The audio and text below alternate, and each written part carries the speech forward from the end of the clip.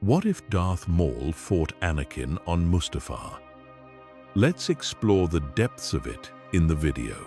The volcanic world of Mustafar burns beneath a blood-red sky. Rivers of molten lava carve through the blackened landscape like veins of liquid fire, casting an ominous orange glow that bathes everything in hellish light.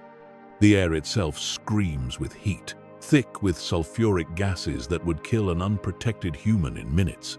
Ash falls like black snow, coating the massive mining facility that rises from the lava, flows like a mechanical beast, feeding on the planet's lifeblood. This is a world of death, a world of endings. And on this day, it will witness a confrontation that will alter the fate of the entire galaxy. Deep within the Separatist facility, Anakin Skywalker stands alone in the control room, his yellow Sith eyes reflecting the holographic displays that flicker and die around him. The bodies of the Separatist Council lie scattered across the floor, their expressions frozen in terror and betrayal. Newt Gunray, Wat Tambor, Poggle the Lesser, all of them cut down by the very person they thought had come to save them. Anakin's breathing is steady, controlled, but his heart races with a mixture of triumph and something else, something darker that he refuses to acknowledge. Doubt.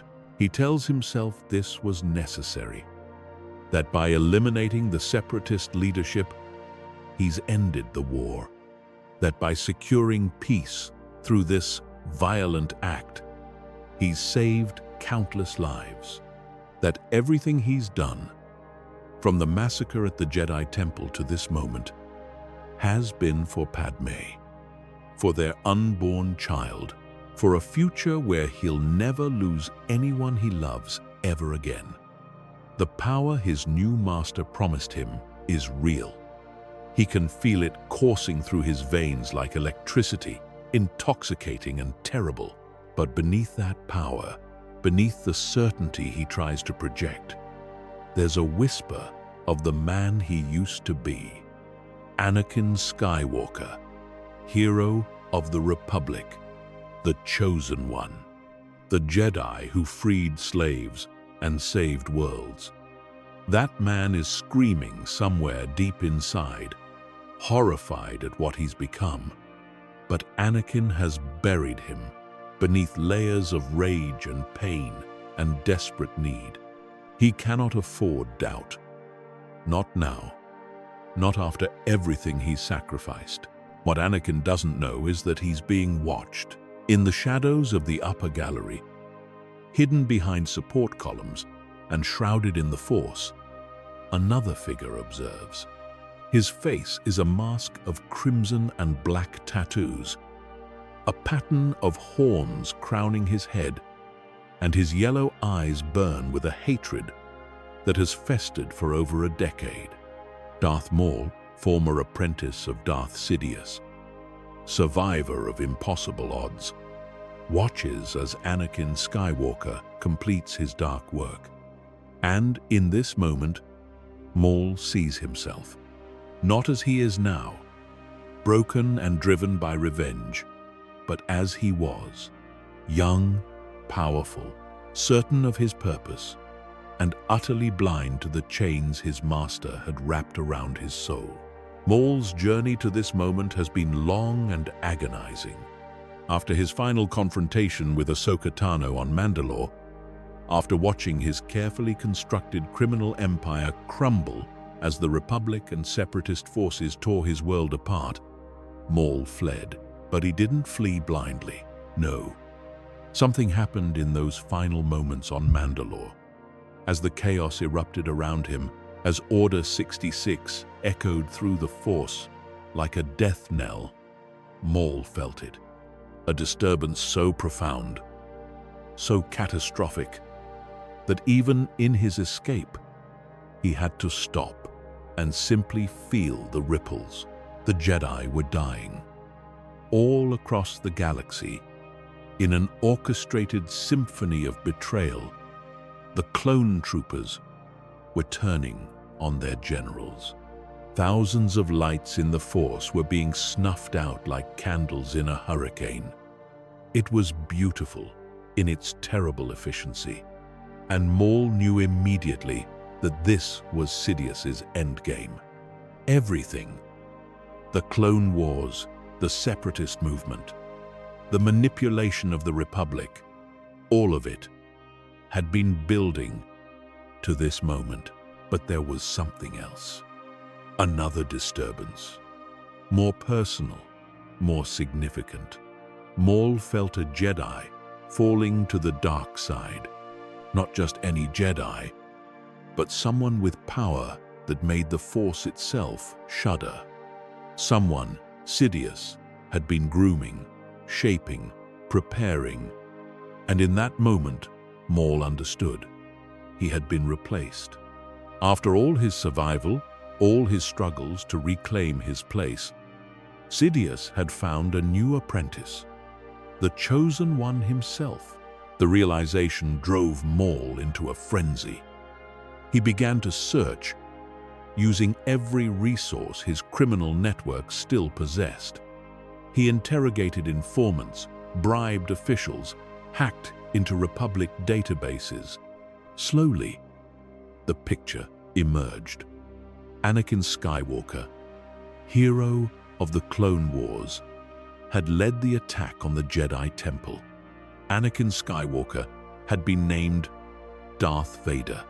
Anakin Skywalker was now everything Maul once was, the favored tool of Darth Sidious, and Maul could not allow it. He tracked Anakin's movements obsessively. When his sources reported that Skywalker had been sent to Mustafar to eliminate the Separatist Council, Maul knew this was his chance, not just for revenge against Sidious, though that desire burned in him like the lava flows of this volcanic world, but for something more. Maul had survived being cut in half. He had survived madness. He had survived his brother's death and the loss of everything he'd built. And through all that suffering, he had learned something the young Anakin Skywalker had not yet discovered. Sidious used people. He broke them, remade them in his image, and when they ceased to be useful, he discarded them like trash. Maul had been that trash once, thrown away on Naboo, forgotten, left to rot in the garbage pits of that verdant world. And now he watched as Sidious prepared to do the same thing to someone else. Part of Maul wanted to simply let it happen. Let Skywalker suffer as he had suffered. Let him learn the hard way that Sidious's promises were lies wrapped in power. But another part of Maul, a part he tried to deny, wanted something different.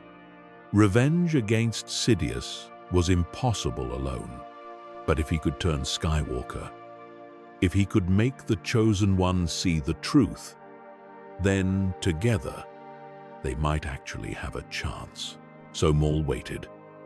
He had infiltrated the facility days before, using his knowledge of Separatist systems and codes he'd acquired during his brief alliance with them. He'd watched as Anakin arrived, as the young Sith Lord cut through battle droids with casual efficiency, as he confronted the Separatist leaders with cold fury. Maul had watched it all, and with each passing moment, his certainty grew. This had to end here, one way or another, on this world of fire and death. The chain of Sidious's apprentices would be broken. Now, as Anakin stands alone in the control room, Maul prepares to reveal himself. But before he can move, before he can step from the shadows and confront his replacement, he feels something else. Another presence approaching. A ship cutting through the volcanic sky, flying with desperate urgency toward the facility. Maul reaches out with the Force, and, touches the minds aboard that ship, he feels fear, heartbreak, determination, and love. So much love it almost burns.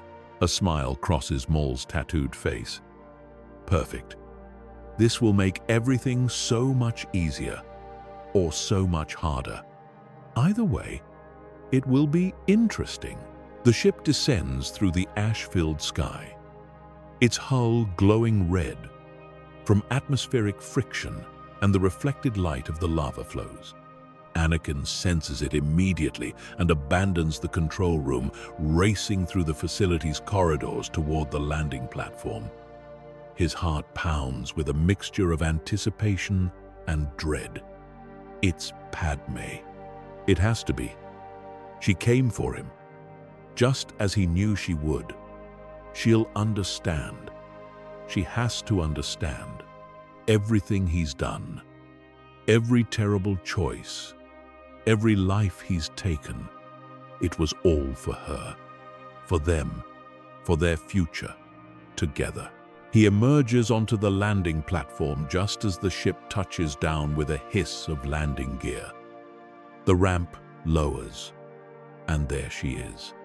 Padme Amidala, Senator of Naboo, his secret wife, the mother of his unborn child.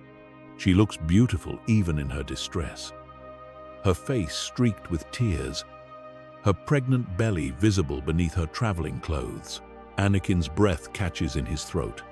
In this moment, seeing her standing there against the hellish backdrop of Mustafar, he wants nothing more than to run to her, to hold her, to promise her that everything will be all right. But then he sees the expression on her face. Not relief, not joy, fear, heartbreak, horror. And Anakin realizes that Obi-Wan has gotten to her first. His former master has poisoned her mind with lies about what happened at the temple, about what Anakin has become. Rage flares in him, hot and immediate, but he forces it down. He can fix this. He can make her understand. Padme, Anakin calls out, his voice rough with emotion. He starts toward her, arms outstretched. You came. I knew you would. Everything I've done, it's been for you, for us. I've found a way to save you, to keep you from dying. My new master has taught me powers the Jedi could never imagine. Padme doesn't move toward him. Instead, she takes a step back, one hand protectively over her belly, the other raised as if to ward him off. Anakin, what have you done? Obi-Wan told me terrible things. He said you killed younglings, that you attacked the temple. Please, tell me it's not true. Anakin's expression hardens. The Jedi are traitors, Padme. They were plotting to overthrow the Republic. The Chancellor, my master, he discovered their plot. I did what I had to do to protect the galaxy. To protect you, the younglings, Anakin. Padme's voice breaks. They were children. How could you? They would have grown up to be our enemies. Anakin's voice rises, defensive and angry. Don't you see? The Jedi were never going to let us be together. They would have taken our child from us, raised him or her to be another emotionless monk serving their corrupt order. I've freed us from that, Padme. I've freed the entire galaxy. By becoming a monster? Padme is crying now, tears flowing freely down her face. This isn't you, Anakin. The man I love would never do these things. Please, come away with me. We'll leave all of this behind. We'll go somewhere the Empire can't find us. We'll raise our child in peace. Anakin shakes his head violently. No, no, you don't understand. I can't leave. I won't leave. I've worked too hard, sacrificed too much. The galaxy needs strong leadership, Padme. The Republic was weak, corrupt, paralyzed by endless debate while people suffered. My master and we're going to bring order, real order, and you'll rule by my side. We'll reshape the galaxy into something better. I don't want to rule, Padme says softly. I just want you back. I want the man I fell in love with on Naboo, the boy who freed slaves and believed in justice. Where is he? Anakin. Where did he go? Before Anakin can respond, before he can find the words to make her understand, another voice cuts through the volcanic air. A voice that drips with bitter amusement and barely contained rage. He's gone, Senator. Consumed by the very power he thought would save you. And in his place stands nothing but a tool, a weapon, a slave to a master, who will discard him the moment he ceases to be useful. Both Anakin and Padme whirl toward the source of the voice. From the shadows of the facility entrance, a figure emerges. Crimson and black skin, covered in intricate tattoos, yellow eyes that burn with Sith hatred, horns crowning a head that tilts with predatory interest, and in his hand, the hilt of a lightsaber, though not yet ignited. Darth Maul steps fully into the light cast by the lava flows, and his smile is terrible to behold. You? Anakin breathes, his hand instinctively moving to his own lightsaber. What are you doing here? Maul's laugh is harsh and devoid of humor. What am I doing here? I should ask you the same question, Skywalker, though I suppose I already know the answer. You're here because he sent you, because Darth Sidious, your precious master, ordered you to eliminate the last obstacles to his new empire. How does it feel, I wonder, to be his executioner? To kill on command like a trained animal? Anakin's lightsaber snaps into his hand, though he doesn't ignite it yet. Choose your next words carefully, Zabrak. This doesn't concern you. Doesn't concern me? Maul's voice rises with genuine fury. Oh, but it concerns me greatly, young Skywalker. You see, I've been where you are. I've stood in your shoes, believed the same lies, followed the same path. I was Darth Sidious's apprentice long before you drew your first breath, and I know exactly how this story ends. Padme moves slowly toward her ship, trying to put distance between herself and the two Dark Warriors, but neither of them seems to notice. They're locked in a confrontation that has been building across decades, across 2 generations of Sidious's manipulation. You failed him, Anakin says coldly. That's why you're here, nursing old wounds and clinging to past glories. I'm not you. I'm stronger, more powerful. I won't fail. That's what I thought too, Maul replies. And for a moment, something that might be pity flashes across his face. I was the perfect apprentice once, trained from childhood to be a living weapon. The rule of 2 demanded that I eventually surpass my master, and I believed I would. I believed I was special, chosen, destined for greatness. But do you know what happened when I finally faced the Jedi? When I had the chance to prove my worth? You lost, Anakin says simply. You were defeated. On Naboo, I was betrayed. Maul corrects him, his voice dropping to a deadly whisper. Oh, I lost the duel, yes. The Jedi Obi-Wan Kenobi cut me in half, but my master could have saved me. He was there, in the shadows, watching. He saw me fall, and he did nothing. He left me to die because I had failed. And to Darth Sidious, failure means you are worthless. The words hang in the air between them, heavy with implications. Anakin wants to dismiss them, to write them off as the bitter ravings of a failure. But something in Maul's voice rings true. He's seen that coldness in Palpatine, though always directed at others. The way his master speaks of incompetent subordinates, of useful idiots who have outlived their purpose. But surely that's different. Surely Anakin, the chosen one, is different.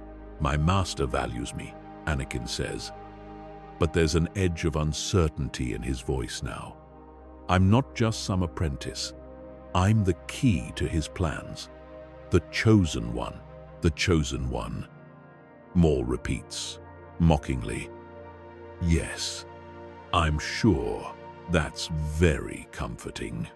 Tell me, Skywalker, what happens when the chosen one fails? What happens when you can't save the senator? When she dies despite all your power? What happens when you're no longer useful? Stop it! Anakin's voice cracks with rage and fear. You don't know what you're talking about. You don't know anything about me or my master's plans. I know everything, Maul says, taking a step closer. His presence in the Force is oppressive, bearing down on Anakin like a physical weight. I know he orchestrated this entire war. I know he's been playing both sides, Republic and Separatist, for his own gain. I know he manipulated you, pushed you, broke you down until you had no choice but to fall. And I know that right now, he's watching, waiting to see if his new apprentice is truly committed, or if you're just another failure like me. Anakin's lightsaber ignites with a snap hiss, the blue blade humming with barely restrained violence. Enough! If you've come here to fight, then let's fight. But keep Padme out of this. Oh, but the senator is very much a part of this, Maul says, his own double-bladed lightsaber springing to life, both crimson blades burning in the volcanic darkness. She's the reason you fell, isn't she? Your attachment to her, your fear of losing her. Sidious used that fear like a leash, pulling you exactly where he wanted you to go. Padme finally finds her voice, calling out from near her ship. Maul, if that's your name, please, don't do this. Don't make this worse. Anakin, we can still leave. All three of us. We can escape this place and find a way to stop the Emperor together. For a moment, just a moment, something flickers in Anakin's eyes. A glimpse of the man he was. The hero who would have leaped at the chance to fight against evil. But then, the darkness surges back, fueled by pride and rage, and the terrible certainty that he's gone too far to turn back now. I'm not going anywhere, Anakin says, his voice flat and dead. I've made my choice, Padme. I've chosen power. I've chosen to save you, even if you can't see that. And you? He turns his full attention to Maul. You're a relic, a failed experiment. My master has moved beyond you, and if you won't leave, then I'll remove you permanently.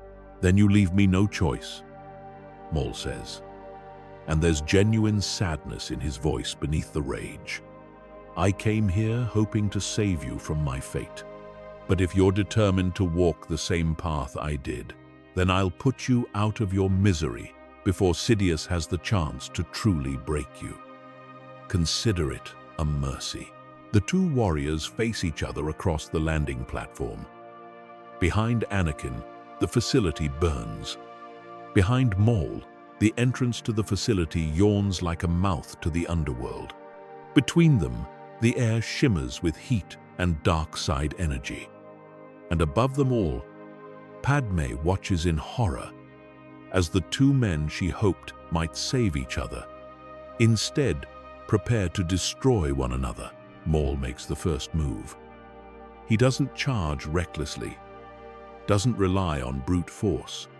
Instead, he circles, his double-bladed saber held in a defensive position, studying Anakin's stance. Maul has fought many opponents in his long and violent life. He's battled Jedi Masters, Sith Lords, crime bosses, and warriors from a dozen different species. And he's learned that the first moments of any duel reveal everything you need to know about your opponent. How they stand, how they hold their weapon, how they use the Force to extend their senses. All of it tells a story. What Maul sees in Anakin Skywalker troubles him. The young Sith Lord's stance is aggressive. Weight forward on his leading foot, lightsaber held high and ready to strike. It's the classic opening position of Form 5. Gemso, the form favored by Jedi who prefer power over finesse. But there's something else there too. A barely controlled fury that makes Anakin's muscles twitch with anticipation. He wants to attack, needs to attack, and it's taking all his considerable will to hold back. Good, Maul thinks. Rage makes you strong, but it also makes you predictable. And I've had decades to master my rage, while yours is still raw and unrefined. Anakin, for his part, studies Maul with equal intensity. He remembers the stories about this Sith Lord, how he killed Qui-Gon Jinn on Naboo, how he survived being cut in half, how he terrorized the galaxy during the Clone Wars. But those stories always seemed distant, almost mythical. Now, facing Maul in person, Anakin realizes the stories didn't capture the half of it. There's a presence to Maul, a weight in the Force that speaks of suffering and survival. This isn't some overconfident separatist general or undertrained dark Jedi. This is a true Sith Lord, baptized in pain and forged through trials that would have destroyed lesser beings.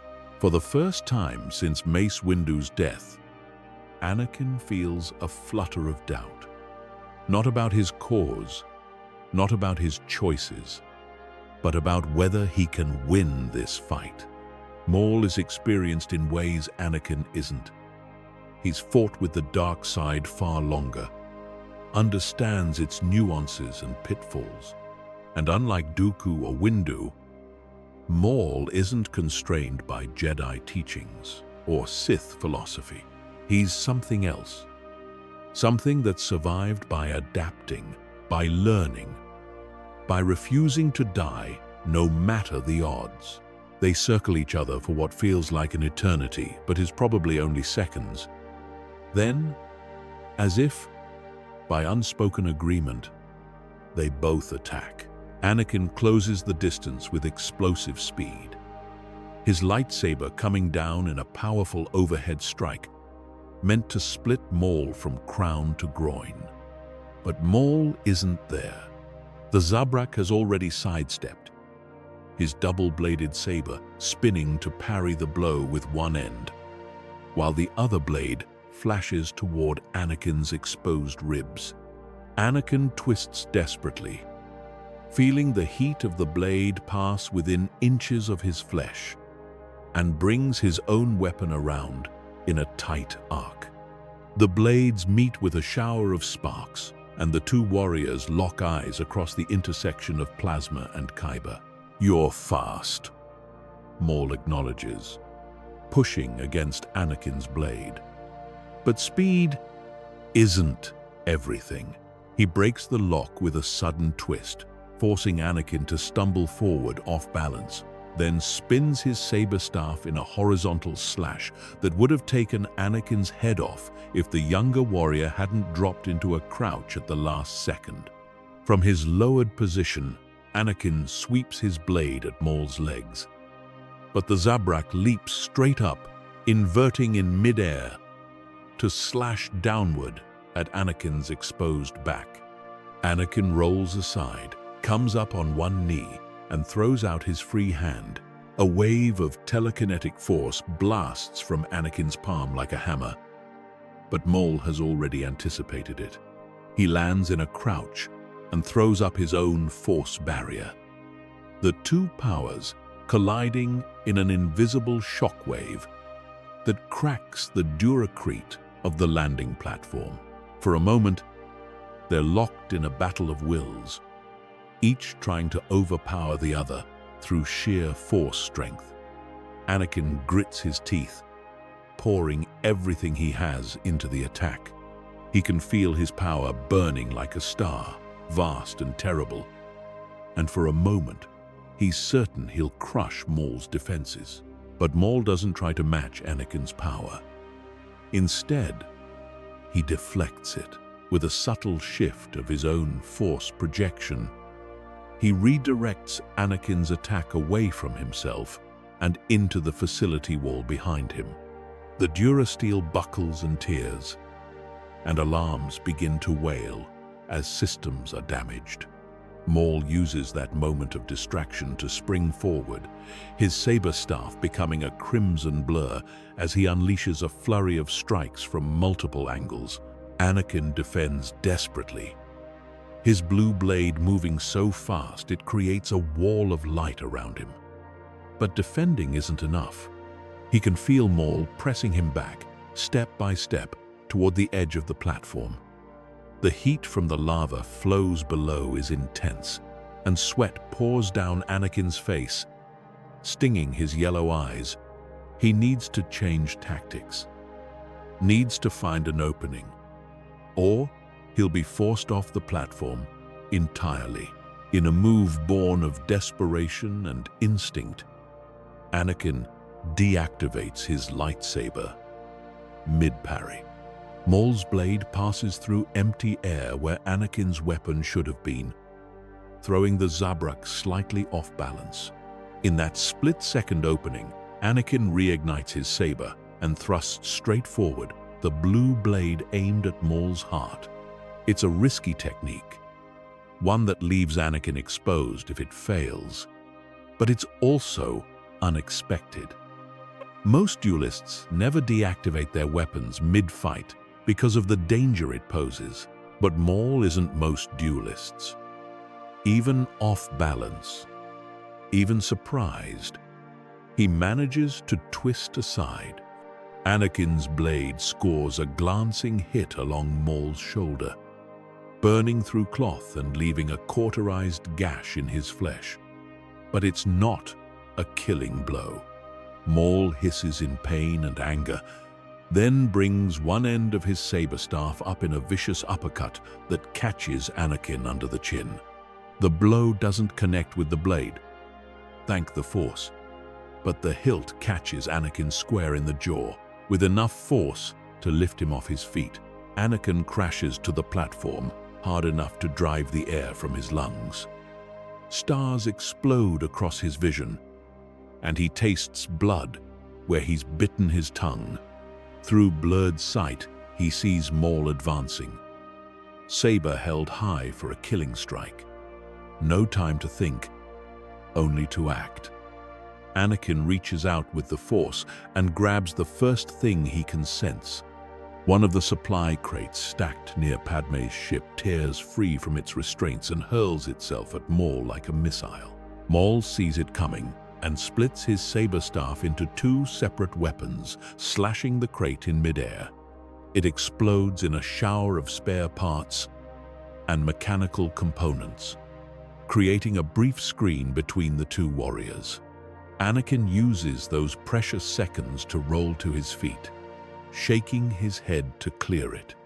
His jaw aches abominably, and he's pretty sure Maul loosened a few teeth with that hit.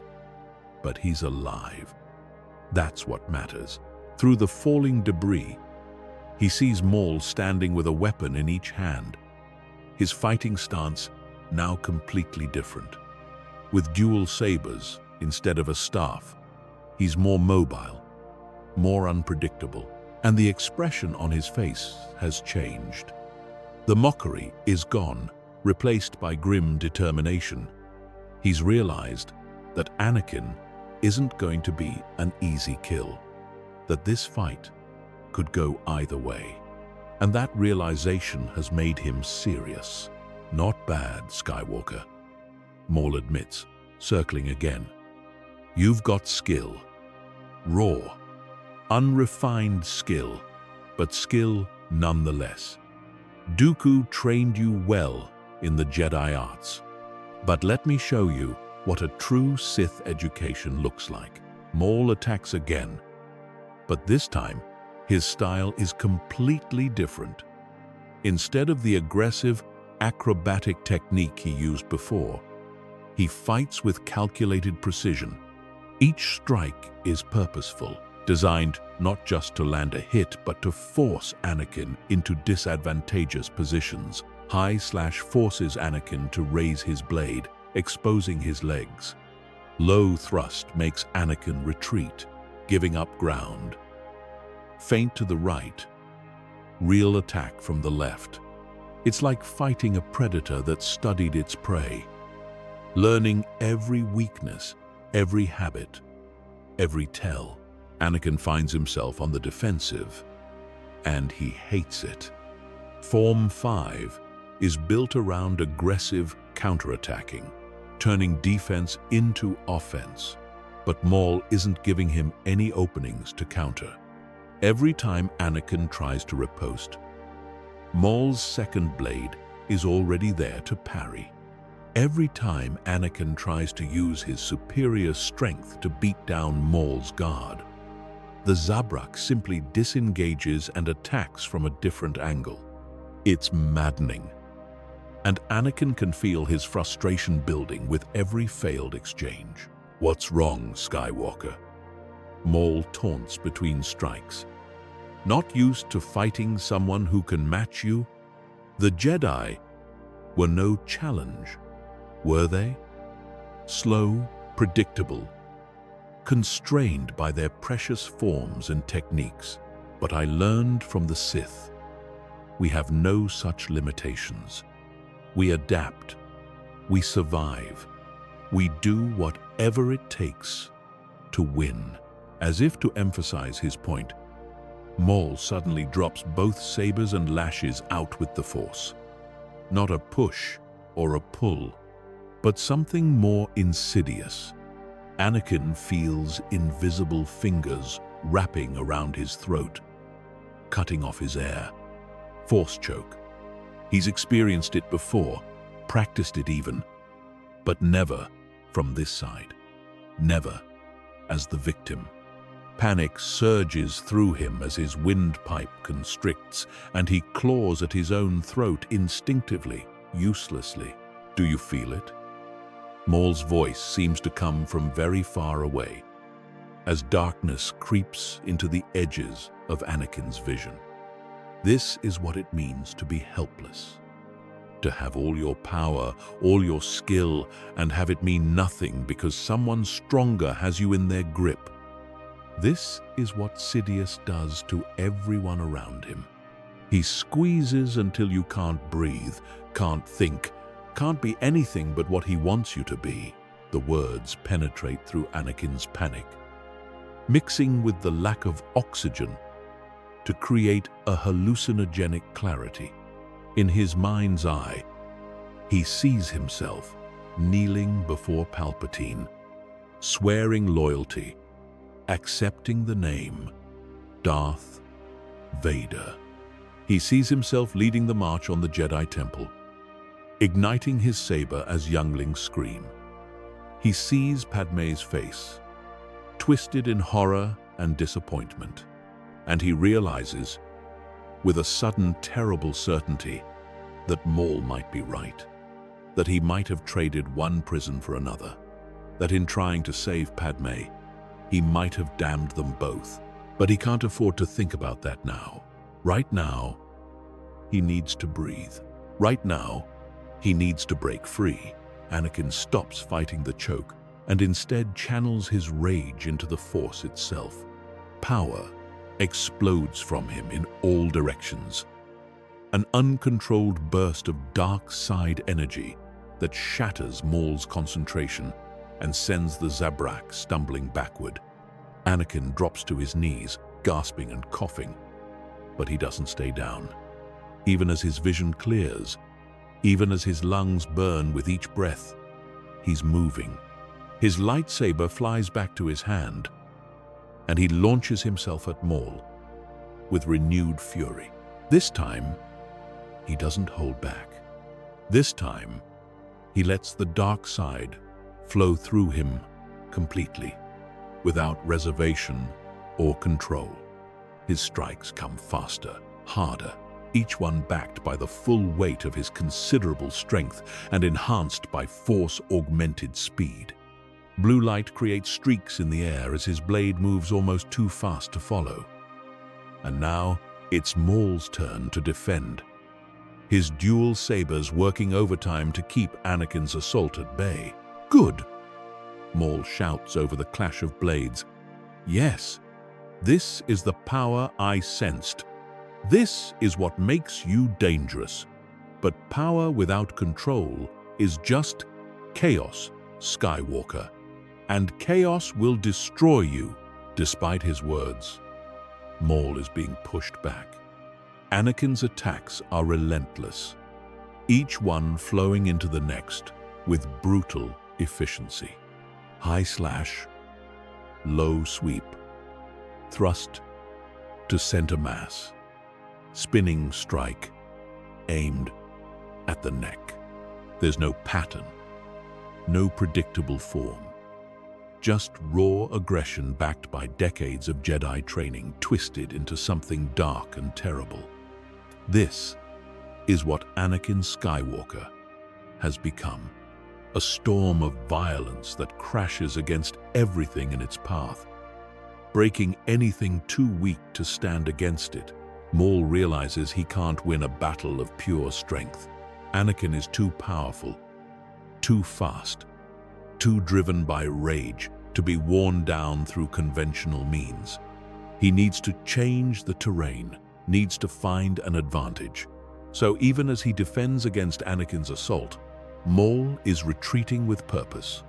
He's leading Anakin away from the landing platform, away from Padme and her ship, deeper into the facility where the environment can be weaponized.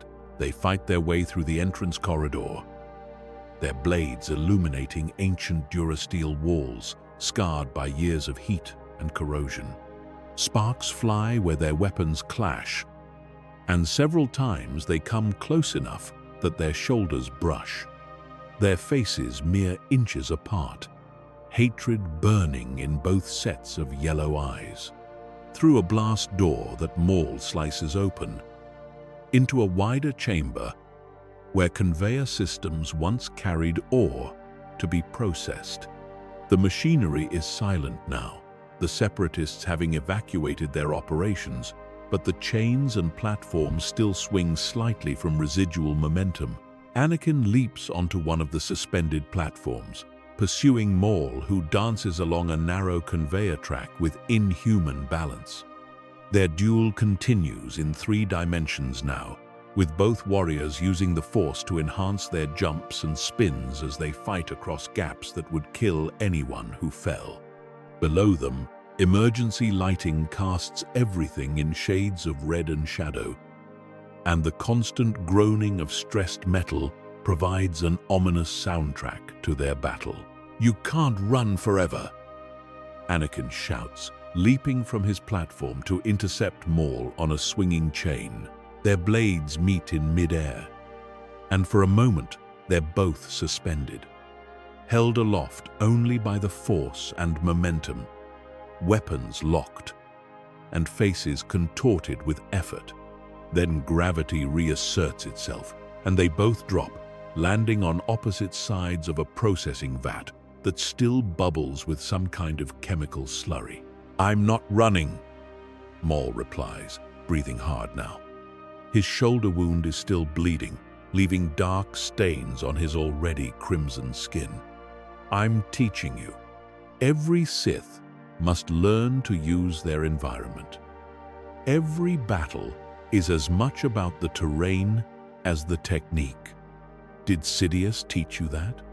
Or has he kept you ignorant, given you just enough knowledge to be dangerous, but not enough to be independent?" The words sting more than Anakin wants to admit. His training with Palpatine has been rushed, compressed into a few days of intense instruction, focused on raw power rather than refined technique. He's learned Force lightning, Force choke, how to draw on his anger and pain to fuel his abilities.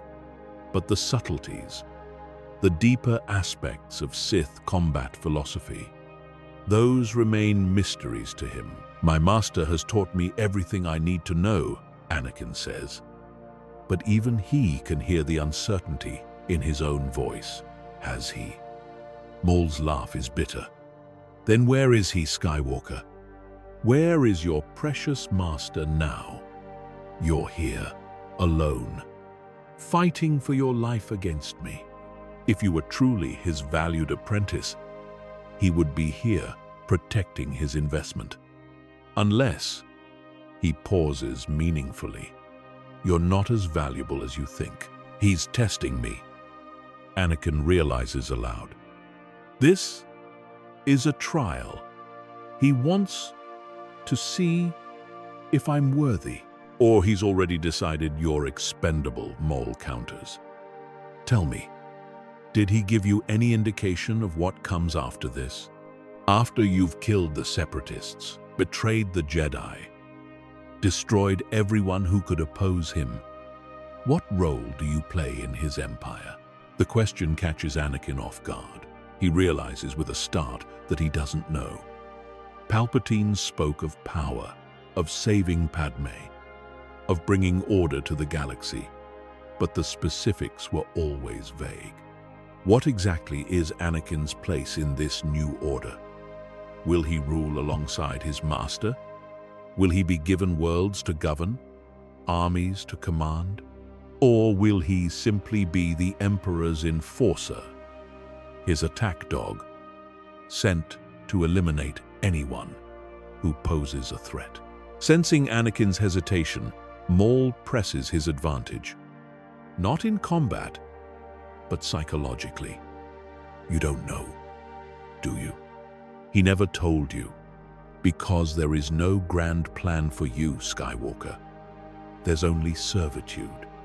You'll spend your days hunting down the few surviving Jedi, crushing rebellions, enforcing his will across the galaxy. And when you finally fail, when you're no longer useful, he'll replace you with someone younger, someone stronger, someone more desperate, just like he replaced me with you." "Stop talking!" Anakin roars, but there's desperation in his voice now. He launches himself across the gap, his lightsaber a blur of blue light, but his attacks are wild now, unfocused. The psychological warfare is working.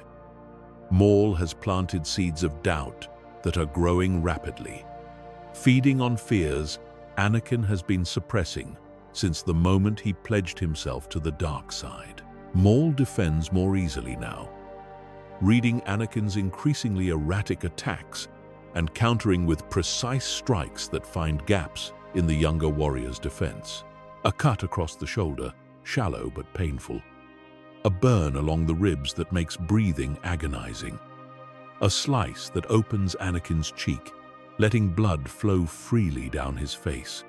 None of the wounds are fatal, but they're accumulating, slowing him down, making him more vulnerable.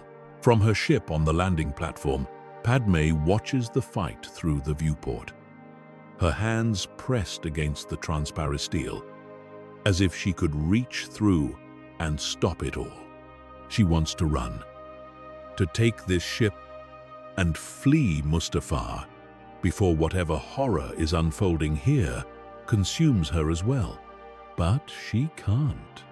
She loves Anakin too much to abandon him. Even now, even after everything he's done, some part of her still believes the man she married is in there somewhere, buried beneath the anger and darkness, waiting to be saved. C-3PO stands beside her, wringing his golden hands anxiously. Oh my, this is terrible. Mistress Padme, simply terrible. Perhaps we should leave before things become even worse. I can't leave him. 3PO, Padme whispers. I can't. R2-D2 beeps a series of worried tones from his position at the ship's controls, but he doesn't engage the engines. He too has known Anakin for too long to abandon him now. So they wait, and they watch, and they hope for a miracle that seems less likely with each passing moment. Back in the facility, the duel has moved into a vast chamber that houses the primary control systems for the entire mining operation. Holographic displays flicker and die as Anakin and Maul's battle damages critical systems.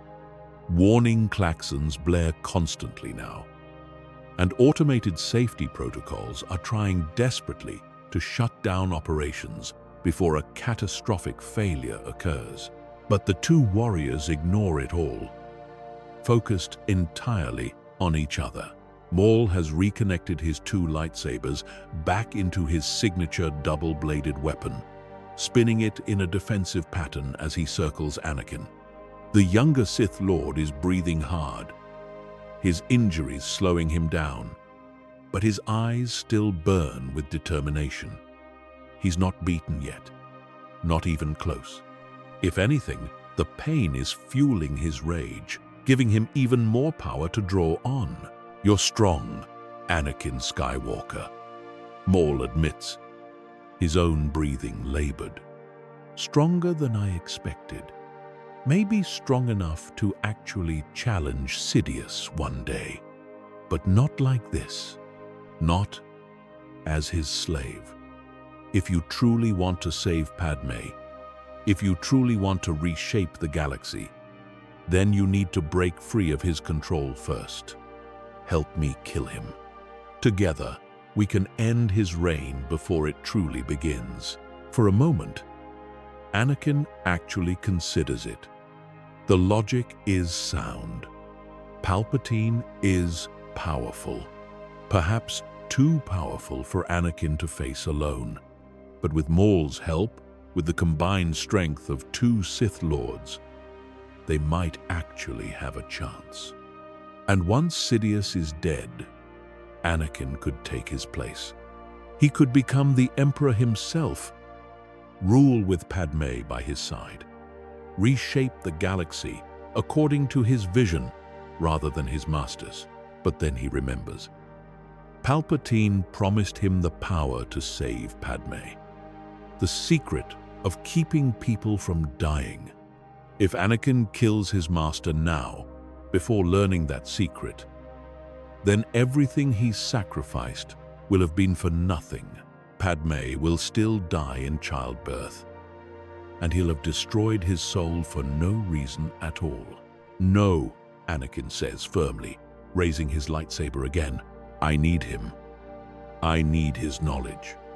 Once I've learned what I need to know, once Padme is safe, then maybe I'll consider betraying him.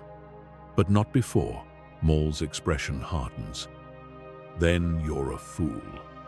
The knowledge he promised you doesn't exist. Skywalker, Darth Plagueis was real. Yes, but his power to prevent death? That's a legend. A myth that Sidious has twisted into a leash to control you. You'll search for that power your entire life, and never find it, because it was never there to begin with. "You're lying," Anakin says. But his voice wavers. "You're just trying to trick me, to turn me against my master, so you can claim his position for yourself." "Am I?" Maul's voice drops to a whisper, and for a moment, the rage in his eyes is replaced by something that might be pity. "Or am I trying to save you from the same fate I suffered?" Think about it, Skywalker. Why would Sidious tell you about this power if he actually possessed it? Why share something that valuable? Because he doesn't have it. He never did. It's just bait, dangled in front of you to make you dance to his tune. The words hit Anakin like a physical blow. Because deep down, beneath all the rage and desperation, he knows Maul is right. He's always known, if he's honest with himself, the story of Darth Plagueis was too convenient, too perfectly suited to his fears. And Palpatine's refusal to actually teach him this power, claiming he needs more time, more training, more commitment to the dark side, that's just another manipulation. Another way to keep him off balance and dependent. But admitting that means admitting everything. It means accepting that he betrayed the Jedi, murdered younglings, destroyed his relationship with Obi-Wan, and broke Padmé's heart. All for a lie. And Anakin can't accept that. Won't accept it. So he does what he's always done. When confronted with uncomfortable truths, he lashes out. Anakin's next attack is fueled by pure desperation. He channels everything he has into the Force, drawing on reserves of power he didn't know he possessed. The air around him shimmers and distorts from the sheer concentration of dark side energy. His lightsaber moves so fast it seems to exist in multiple places at once, attacking from every conceivable angle simultaneously. And this time, Maul can't defend against it all. The Zabrak's double-bladed saber deflects most of the strikes, but not all of them. Blue plasma scores across his chest, his arms, his legs. Minor wounds individually, but they add up quickly. Maul tries to create distance, to regroup and counter, but Anakin doesn't give him the chance. He presses forward relentlessly, driving Maul back through the control room, past damaged computer banks and sparking consoles, toward the far wall where a massive viewport looks out over the lava flows. "This ends now!" Anakin shouts, raising both hands. Lightning crackles between his fingers, unstable and barely controlled, but devastating in its raw power.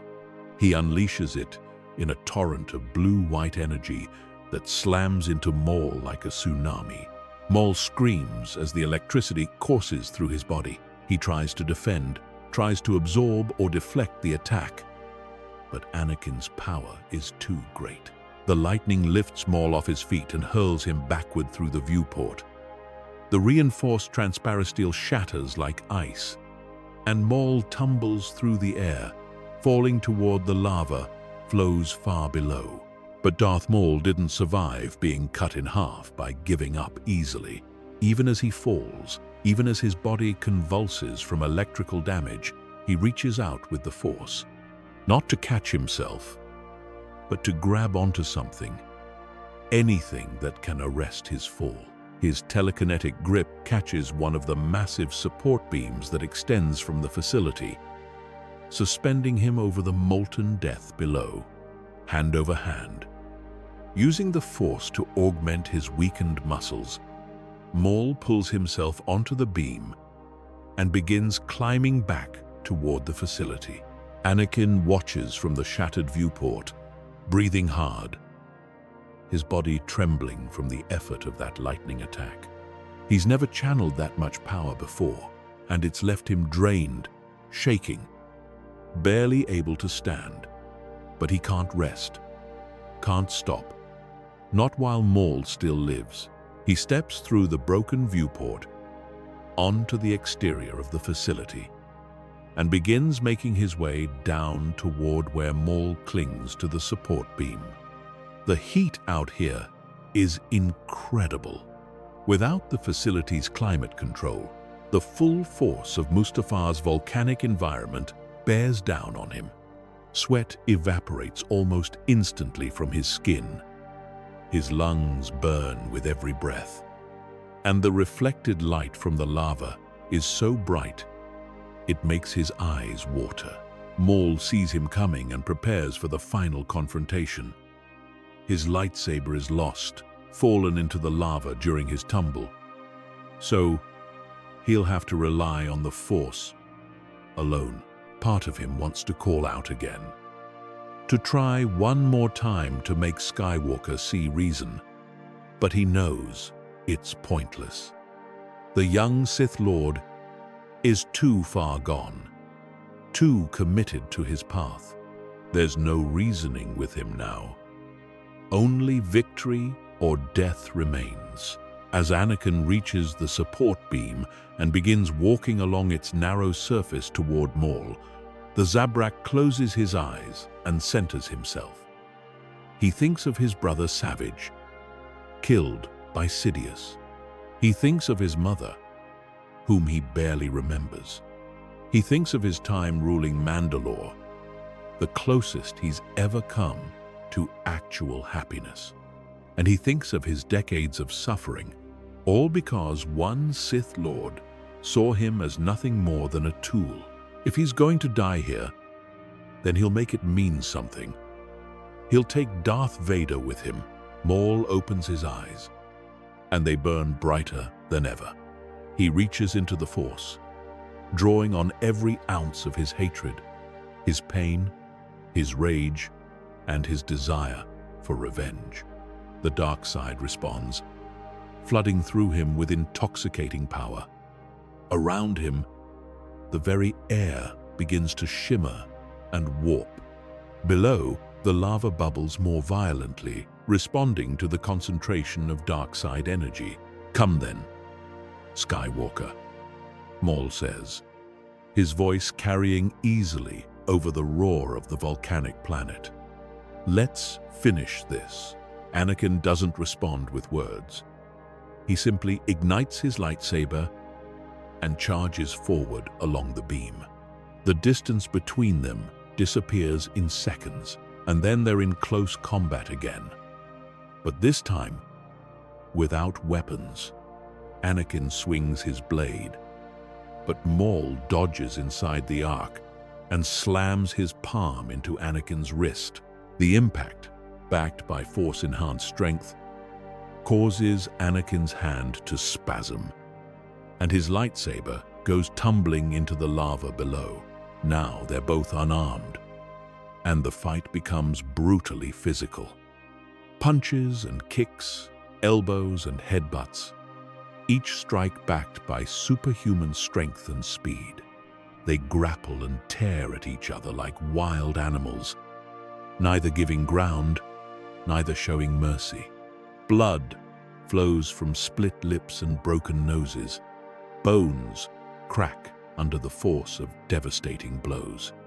And beneath them, the narrow beam sways and groans under the stress of their battle.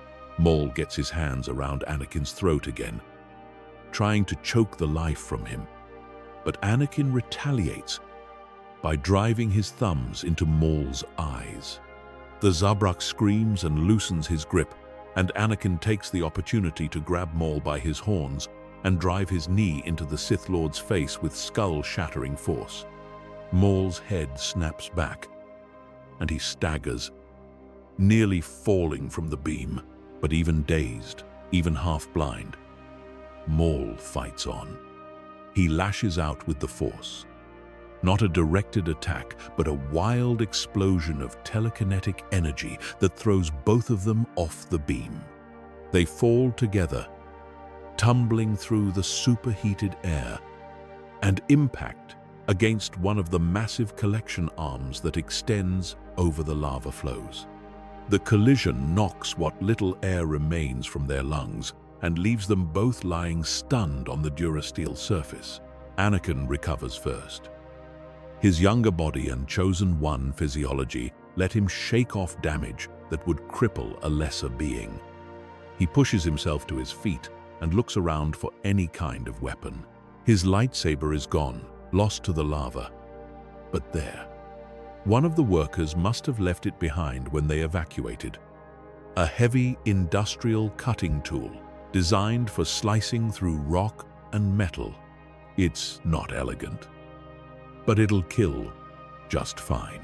He hefts the tool and advances on Maul, who's still trying to get to his hands and knees.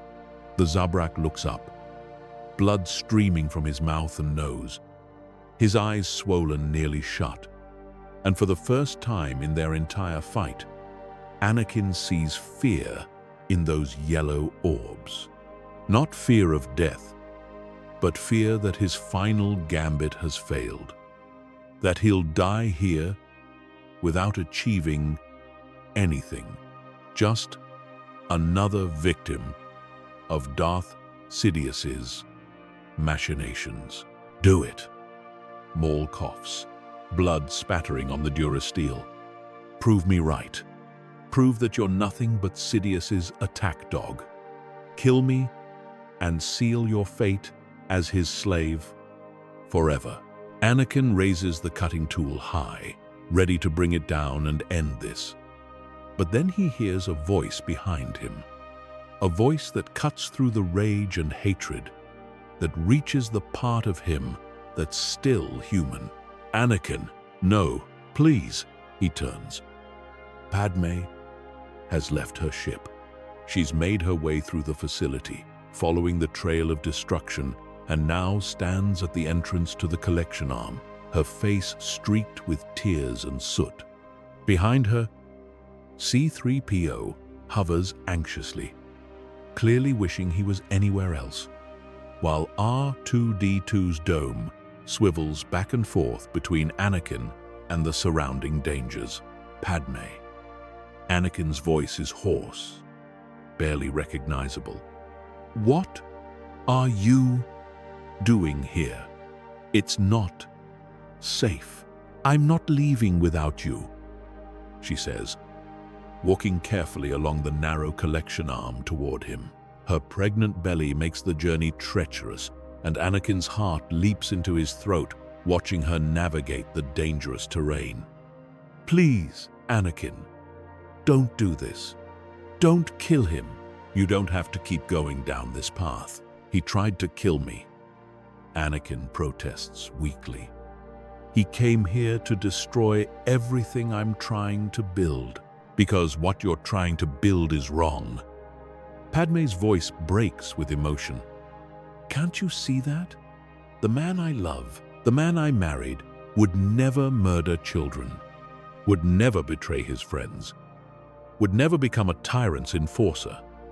This isn't you, Anakin. This is what Palpatine has made you into. He made me strong, Anakin says. But there's no conviction in his voice anymore. He's tired, so incredibly tired.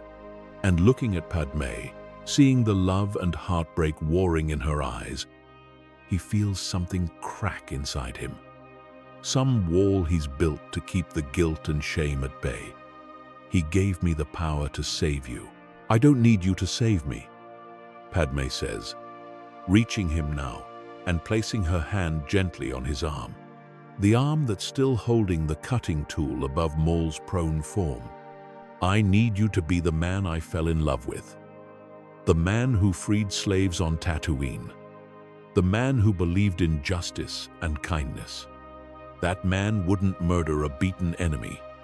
That man would show mercy. Anakin looks down at Maul.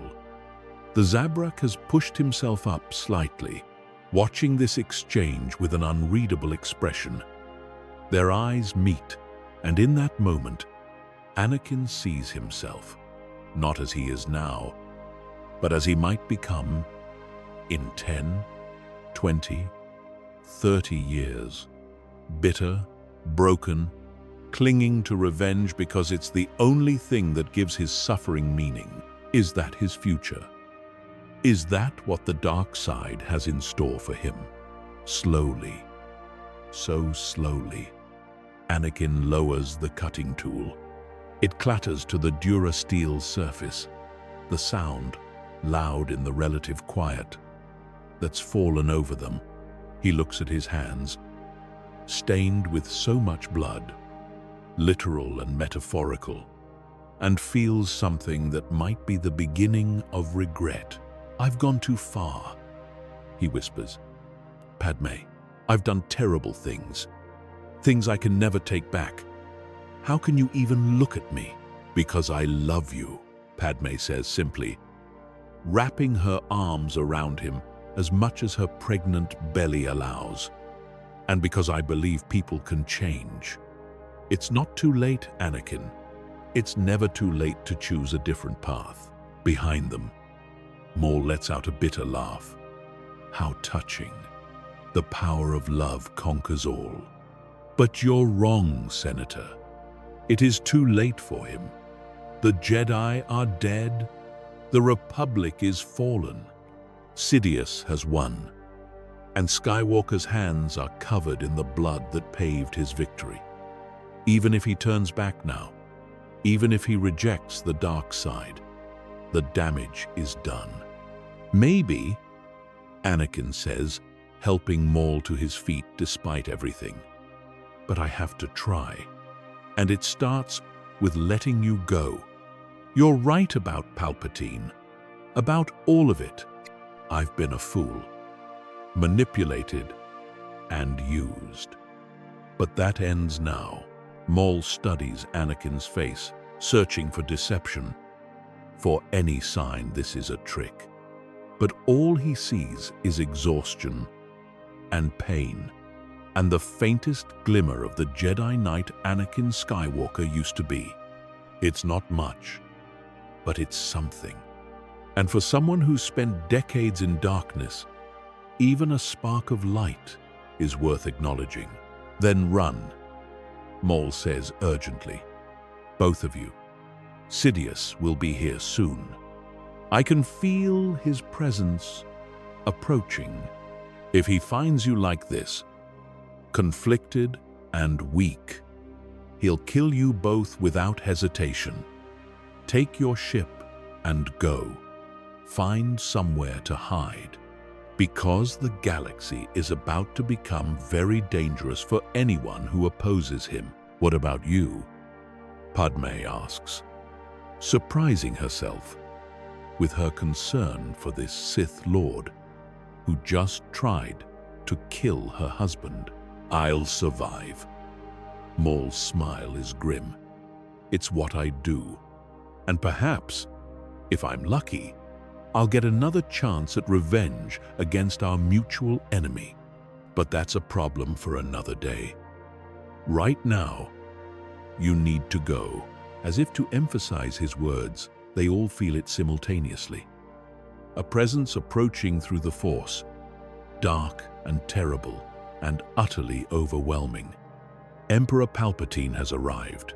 The shuttle descends through Mustafar's volcanic sky like a bird of prey. Its black hull reflecting the orange glow of the lava flows. It lands on the main platform with a hiss of hydraulics, and the ramp lowers with agonizing slowness. From within the shuttle's depths, Darth Sidious emerges, his hooded figure seeming to absorb light rather than reflect it. Even from this distance, Anakin can feel the weight of his master's power bearing down on him like a physical thing. "Go!" Maul shouts, pushing Anakin toward where Padme stands. "Run, you fools!" But before they can move, Sidious raises a hand. The Force ripples outward in a wave of darkness, and suddenly all three of them are frozen in place, held by invisible chains that squeeze tighter with every second. The Emperor glides forward across the collection arm with impossible grace, his yellow eyes flickering between his current apprentice and his former one. Well, Sidious's voice is soft, almost gentle, which somehow makes it more terrifying. What an interesting tableau. My new apprentice standing beside my old one, and neither of them dead. This is not what I expected to find here, young Skywalker. Master. Anakin struggles against the Force hold, but it's like trying to move through solid durasteel. I can explain. Oh, I'm sure you can, Sidious says, his tone dripping with mockery. You've destroyed the Separatist leadership as commanded, so that task is complete. But then you encountered an unexpected complication in Maul, and somehow, despite your vast power, you've failed to eliminate him. Most disappointing. He tried to turn me against you, Anakin says quickly, desperately. He told me lies about your plans, about my place in the Empire. But I didn't listen, Master. I remained loyal. Did you? Sidious stops in front of them, his face hidden in the shadows of his hood. Then why is he still alive? Why are you standing here talking instead of completing your mission? And why? He turns his attention to Padme. Is she here at all? I don't recall giving you permission to bring your wife to Mustafar. Padme tries to speak, to defend Anakin, but the Force hold has clamped down on her throat as well. She can only gasp and claw uselessly at her neck as her face begins to turn red. Stop! Anakin shouts, rage flooding through him. You're hurting her! Release her now! Fascinating. Sidious muses, not loosening his grip at all. After everything you've done, after all the lines you've crossed, you still cling to your attachment. Dooku was right about you, Lord Vader. You're too weak to be a true Sith, too compromised by sentiment and emotion. The name strikes Anakin like a blow. Lord Vader. That's what Palpatine called him during the ceremony where Anakin pledged himself to the dark side. It feels like a lifetime ago now, though it's only been days. And hearing it spoken aloud, hearing his Sith name used so casually, makes Anakin realize with perfect clarity what he's become. Not a hero, not a savior, just a tool, renamed and repurposed for his master's convenience. I am not weak, Anakin grits out, channeling the Force against Palpatine's hold. The dark side responds to his rage, his fear for Padme, his growing hatred for the Emperor. Power floods through him, and for just a moment, the invisible chains loosen, just enough for him to move his hand. Anakin reaches out with the Force toward the cutting tool he dropped earlier. It flies into his grip with a satisfying smack of metal against flesh, and without hesitation, he hurls it at Sidious with all his strength. The Emperor deflects it casually with a wave of his hand, sending it tumbling into the lava. But the momentary distraction is all Anakin needs. He breaks free of the Force hold completely and throws himself between Sidious and Padme, his arms outstretched in a protective gesture. You want to hurt her? Anakin's voice is raw with emotion. You'll have to go through me first. Sidious actually laughs, a sound like bones breaking. Oh, my foolish apprentice. Did you think I would need to go through you? You are nothing but a tool, easily discarded and replaced. But very well, if you insist on being an obstacle, then I'll remove you as I've removed so many obstacles before. The Emperor raises both hands, and lightning erupts from his fingertips in twin bolts of pure hatred. The electricity crackles across the distance between them and slams into Anakin like a physical blow. He screams as the energy courses through his body, setting every nerve ending on fire. But he doesn't fall, can't fall, because behind him, Padme is still vulnerable, still trapped in Sidious's force hold. So Anakin does something he's never done before. He absorbs the lightning, not by catching it on a lightsaber or deflecting it with the Force, but by taking it directly into himself and channeling it through his body and back out again. It's agonizing beyond description. His flesh burns, his hair singes, and the smell of cooking meat fills the air. But he holds his ground, and slowly, impossibly, the lightning begins to diminish as Anakin drains it of power. Sidious's eyes widen in genuine surprise. Impossible. You shouldn't be able to. This power is beyond you. Nothing is beyond me. Anakin roars, and suddenly he's not absorbing the lightning anymore. He's redirecting it. His outstretched hands begin to glow with their own electrical discharge, and twin bolts of blue-white energy lance back toward the Emperor. Sidious is forced to cease his attack and defend himself, catching Anakin's lightning on his own palms in a contest of raw force power. The air between them crackles and sparks as two of the most powerful force users in the galaxy struggle for dominance. The collection arm beneath their feet begins to groan and buckle from the sheer energy being unleashed. Below, the lava churns and bubbles more violently, responding to the disturbance in the Force. While the two Sith Lords are locked in combat, Maul sees his opportunity. Sidious's hold on him has weakened, focused as the Emperor is on subduing Anakin. With a tremendous effort of will, Maul breaks free and staggers to where Padme is still held. He places his hands on her shoulders and pours what little strength he has left into disrupting Sidious's force grip on her.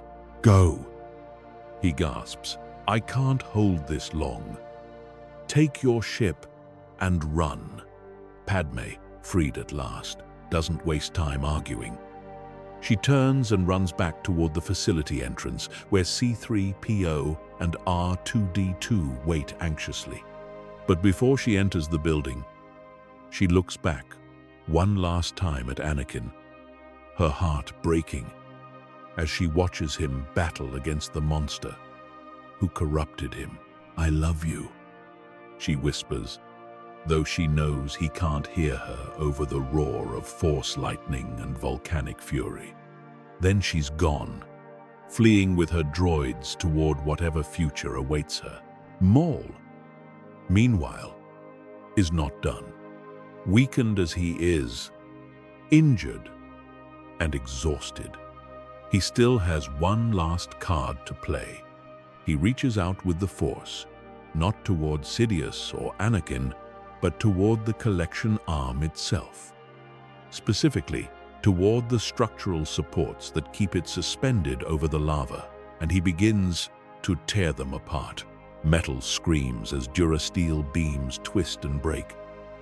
Warning klaxons blare louder than ever as the facility's computer systems detect catastrophic structural failure.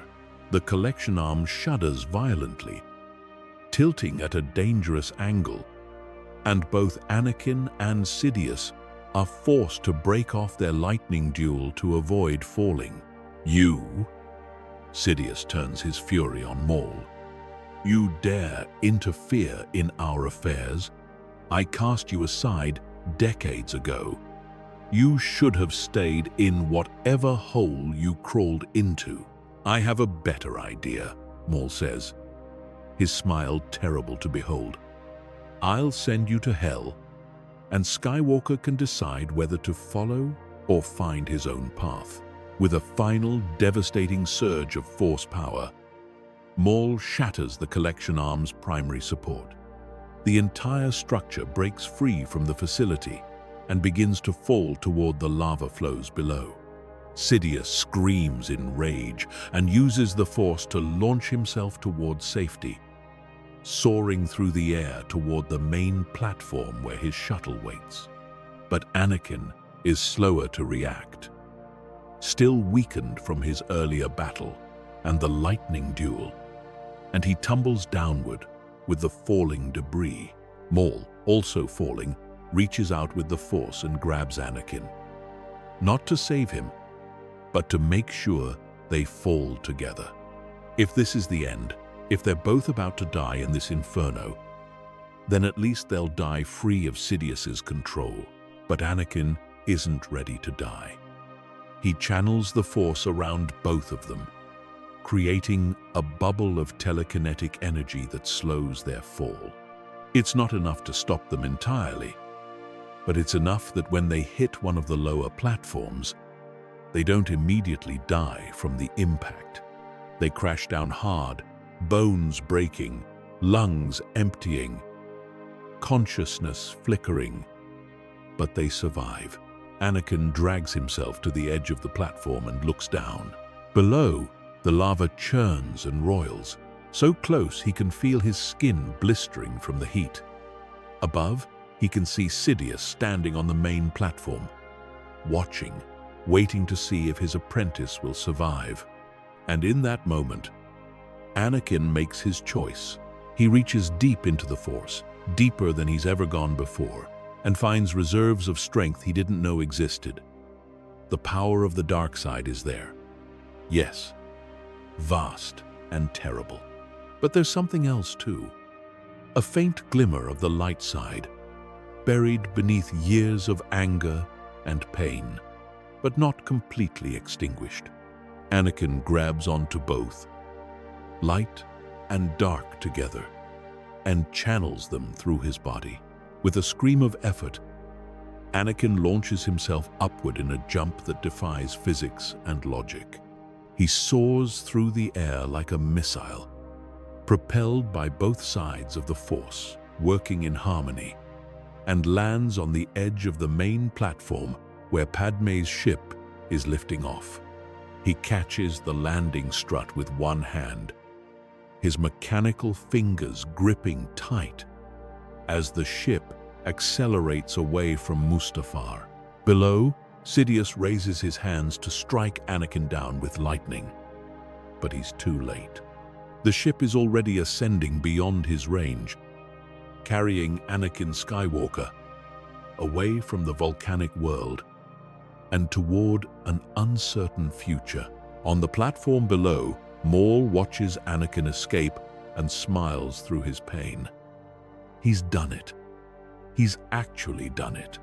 He's denied Sidious his perfect apprentice, thrown chaos into the Emperor's carefully laid plans. It's not the revenge he dreamed of, not the complete destruction of his former master, but it's something. And for someone who survived impossible odds his entire life, something is better than nothing. As Maul feels his consciousness fading, as the platform beneath him finally gives way and he begins his final fall toward the lava, he has one last thought. Perhaps, in denying Sidious his tool, he's done more good than he ever did trying to rule as a Sith Lord. Perhaps this is his redemption, bought with his life.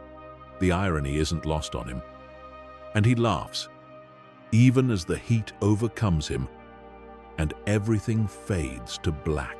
Aboard Padmé's ship, Anakin collapses to the deck, his body burned and battered beyond recognition. Padmé and the droids gather around him, C-3PO's wailing mixing with R2-D2's frantic beeps. But through the pain, through the injuries that might still kill him, Anakin manages to smile. "I'm sorry," he whispers to Padmé, who cradles his head in her lap. "I'm so sorry for everything. But I'm free now. We're both free." As the ship enters hyperspace, fleeing Mustafar and the Emperor's wrath, the galaxy holds its breath. The Jedi are destroyed, the Republic has fallen, the Empire has risen. But in a small ship racing through the stars, hope survives. Battered, broken, but not yet extinguished. On Coruscant, In the Imperial Palace that was once the Senate building, Darth Sidious stands before a holographic map of the galaxy and contemplates his options. Anakin Skywalker has escaped. Darth Vader will not become the weapon he was meant to be. This complicates things considerably. The Emperor's carefully laid plans now have a hole in them, a missing piece that will need to be replaced or compensated for. But Sidious has not survived for decades by being inflexible. He'll adapt. He'll find another apprentice.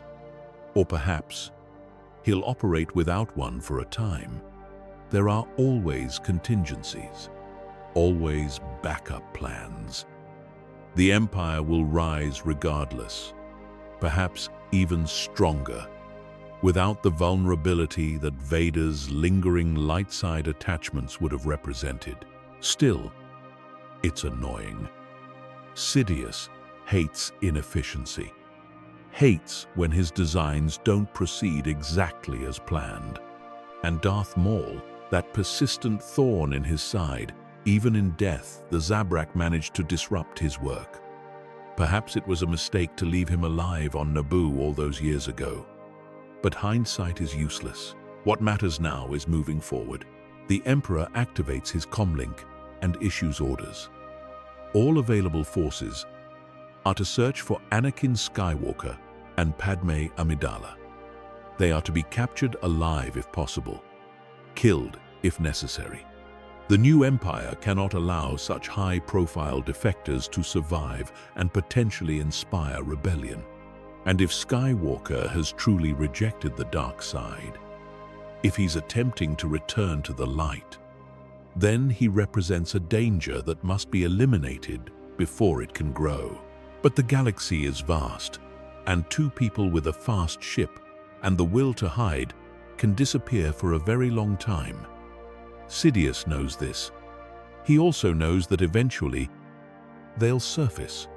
Skywalker won't be able to resist trying to make things right, trying to atone for his sins.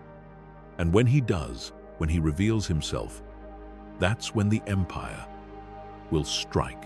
In the medical bay of Padme's ship, Anakin drifts in and out of consciousness as the limited medical droids work to stabilize his injuries.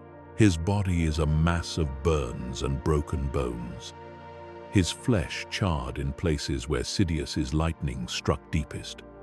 By all rights, he should be dead. That he's alive at all is a testament to his connection to the Force and his sheer refusal to give up. Padme sits beside him, holding his remaining flesh hand, tears flowing freely down her face.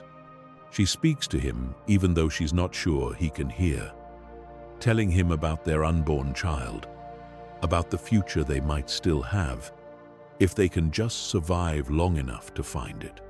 She tells him she loves him, that she forgives him, that she believes in him. And somewhere in the darkness of his pain-racked mind, Anakin hears her and holds on. The ship's destination is uncertain. They can't return to Coruscant. That's now the heart of enemy territory. They can't go to any major Republic world, as those will all be falling under Imperial control. They need somewhere remote, somewhere the Empire won't think to look, at least not immediately. Padme programs the Navicomputer to take them to Polis Massa, a remote asteroid colony where the rebellion is just beginning to form. If they can make it there, they might find allies, medical help, and time to plan their next move. But the journey will take days, and in that time, Anakin's condition could deteriorate further. The ship's medical supplies are limited, designed for basic first aid, rather than treating someone who's been struck by Sith lightning and fallen through a mining facility. All they can do is keep him stable, manage his pain, and hope that when they arrive at Polis Massa, more advanced medical treatment will be available. C3. PO busies himself with coordinating the ship's systems, his programming allowing him to multitask in ways that would be impossible for an organic being. He monitors life support, navigation, communications, and a dozen other critical systems, all while providing status updates to Padmé in his characteristic anxious manner. R2-D2, meanwhile, interfaces directly with the ship's computer, running constant diagnostics and making minor adjustments to improve efficiency. The two droids, so different in personality and function, work together seamlessly to keep their organic masters alive. As the ship hurtles through hyperspace, leaving Mustafar and its horrors behind, Anakin's mind wanders through memories and possibilities. He sees himself as a young boy on Tatooine, dreaming of adventure and freedom. He sees Qui-Gon Jinn, the master he barely knew but who believed in him when no one else did. He sees Obi-Wan, patient and kind, despite Anakin's constant frustrations. He sees Ahsoka, his Padawan, who trusted him completely until he betrayed that trust. And he sees Padmé, always Padmé, the center of everything, the reason for all his choices, both good and terrible. In his delirium, Anakin also sees visions. The Force shows him possibilities, futures that might be or might have been. In one vision, he sees himself fully encased in black armor, more machine than man, enforcing the Emperor's will across the galaxy. In another, he sees himself dead on Mustafar, consumed by the lava, while Padmé dies in childbirth from grief. In yet another, he sees Luke and Leia, grown into adults, fighting against the empire he helped create. But there's another vision too, a different future, one where he survives, where Padmé survives, where their children grow up with both parents. It's not an easy future. The weight of what he's done will never fully leave him.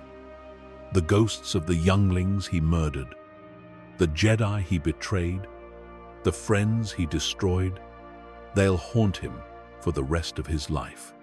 But in this vision, he faces those ghosts.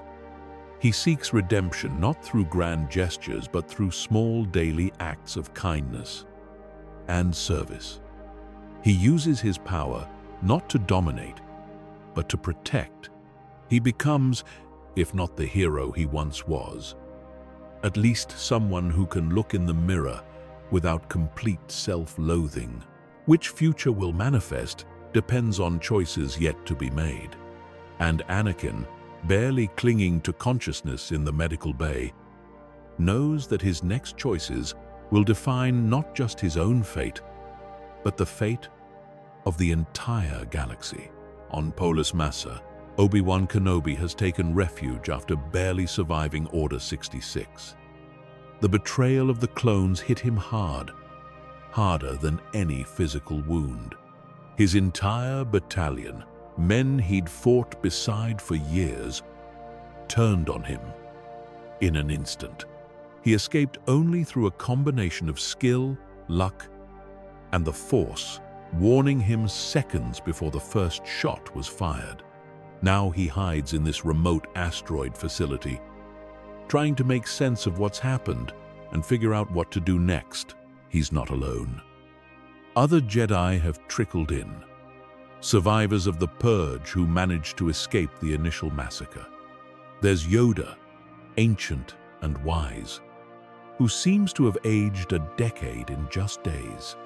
There's Bail Organa, the senator from Alderaan, who's using his political connections to help Jedi escape and organize resistance. There's a handful of knights and Padawans, traumatized but alive, desperate for guidance on what to do now that the Order has fallen. When Padmé's ship drops out of hyperspace and requests emergency docking clearance, Obi-Wan feels a surge of hope. He's been trying to contact Padme for days, worried about her safety in the new Empire. The fact that she's here, that she's seeking refuge at this hidden location, suggests she knows something about what's happened. Perhaps she even has information about Anakin. That hope turns to shock when the ship lands and the ramp lowers to reveal not just Padme but Anakin himself, barely alive and being supported by medical droids. Obi-Wan's first instinct is to ignite his lightsaber, to finish what should have been done at the temple. This is Darth Vader, the monster who led the attack on the Jedi, who killed younglings, who betrayed everything they stood for. But then he sees Anakin's eyes. They're blue again. Not the yellow of the Sith, but the blue-green he remembers from years of fighting, side by side. And he sees the injuries, the evidence of a terrible battle fought recently. And most importantly, he sees Padme, pregnant and desperate, pleading with her eyes for him to help. "Obi-Wan," Padme says, her voice breaking, "please, I know what he did. I know it's unforgivable, but he fought against Palpatine. He rejected the dark side. He saved my life. Please, help him." For a long moment, Obi-Wan stands frozen, torn between duty and compassion, between justice and mercy. Everything logical tells him Anakin should face consequences for his crimes. The Jedi he murdered, the children he killed, those deaths demand justice. But another part of him, the part that still remembers the young slave boy he first met on Tatooine, the part that spent years training and fighting alongside Anakin, that part wants to believe in redemption. Master Yoda approaches, leaning heavily on his Gaimer stick. His ancient eyes study Anakin for a long moment, seeing beyond the physical injuries to the torn and bleeding soul beneath. "Feel it. I do." The conflict within him, fallen to darkness, he did, but returned, he has. Rare, such a thing is. Almost unheard of. "So what do we do?" Obi-Wan asks, his voice thick with emotion. "Do we help him? After everything? Help him. We must," Yoda says firmly. "But trust him. We cannot. Not yet. Watched. He must be. Contained. But death he does not deserve. The Force has other plans for him. I sense." The decision made, medical personnel rush forward to take Anakin to the facility's medical center. Padme follows, refusing to leave his side even for a moment. Obi-Wan watches them go, his heart heavy with complicated emotions. His best friend, his brother in all but blood, has become a monster.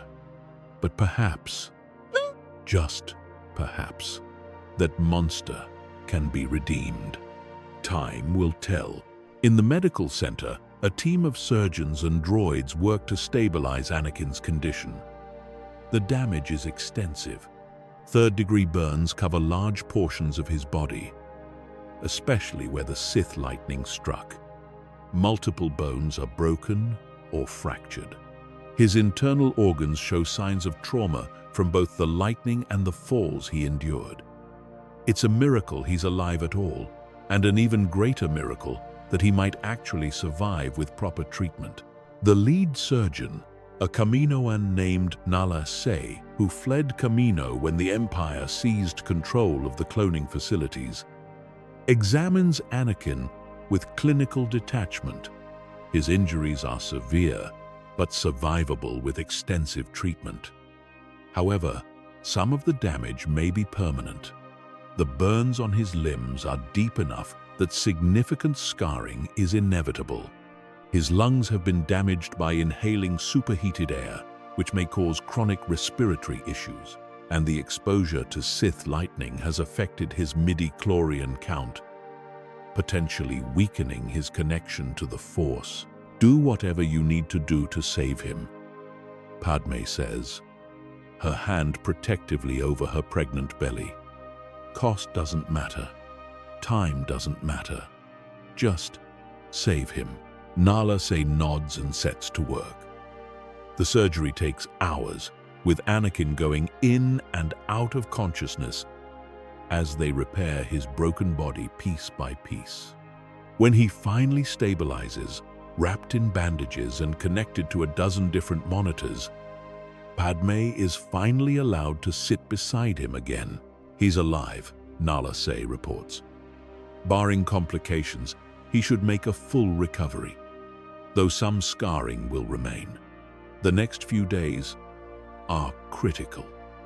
If he can avoid infection and his body accepts the treatments, he'll survive.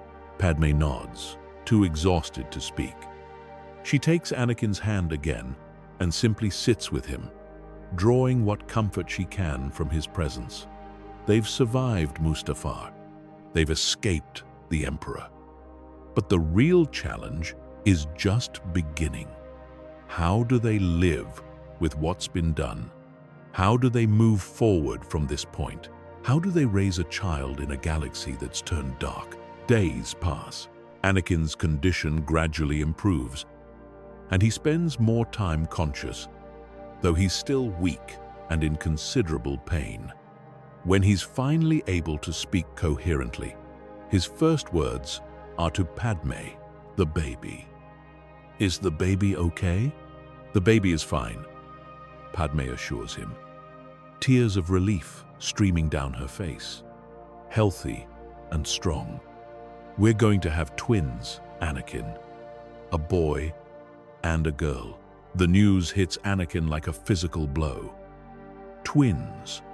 2 lives that will enter this galaxy because of him, but also 2 lives that will have to live with the consequences of his actions. What kind of father can he be to them? What kind of example can he set? He's a murderer, a betrayer, a monster. How can he possibly raise children? Padme seems to read his thoughts. "We'll figure it out," she says firmly. "Together. You made terrible mistakes, Anakin. Unforgivable mistakes. But you're trying to come back from them. That counts for something, does it?" Anakin's voice is hollow. "I killed children, Padme. Younglings who trusted me. How do I come back from that? How do I live with that?" "I don't know," Padme admits. "But you have to try. For them."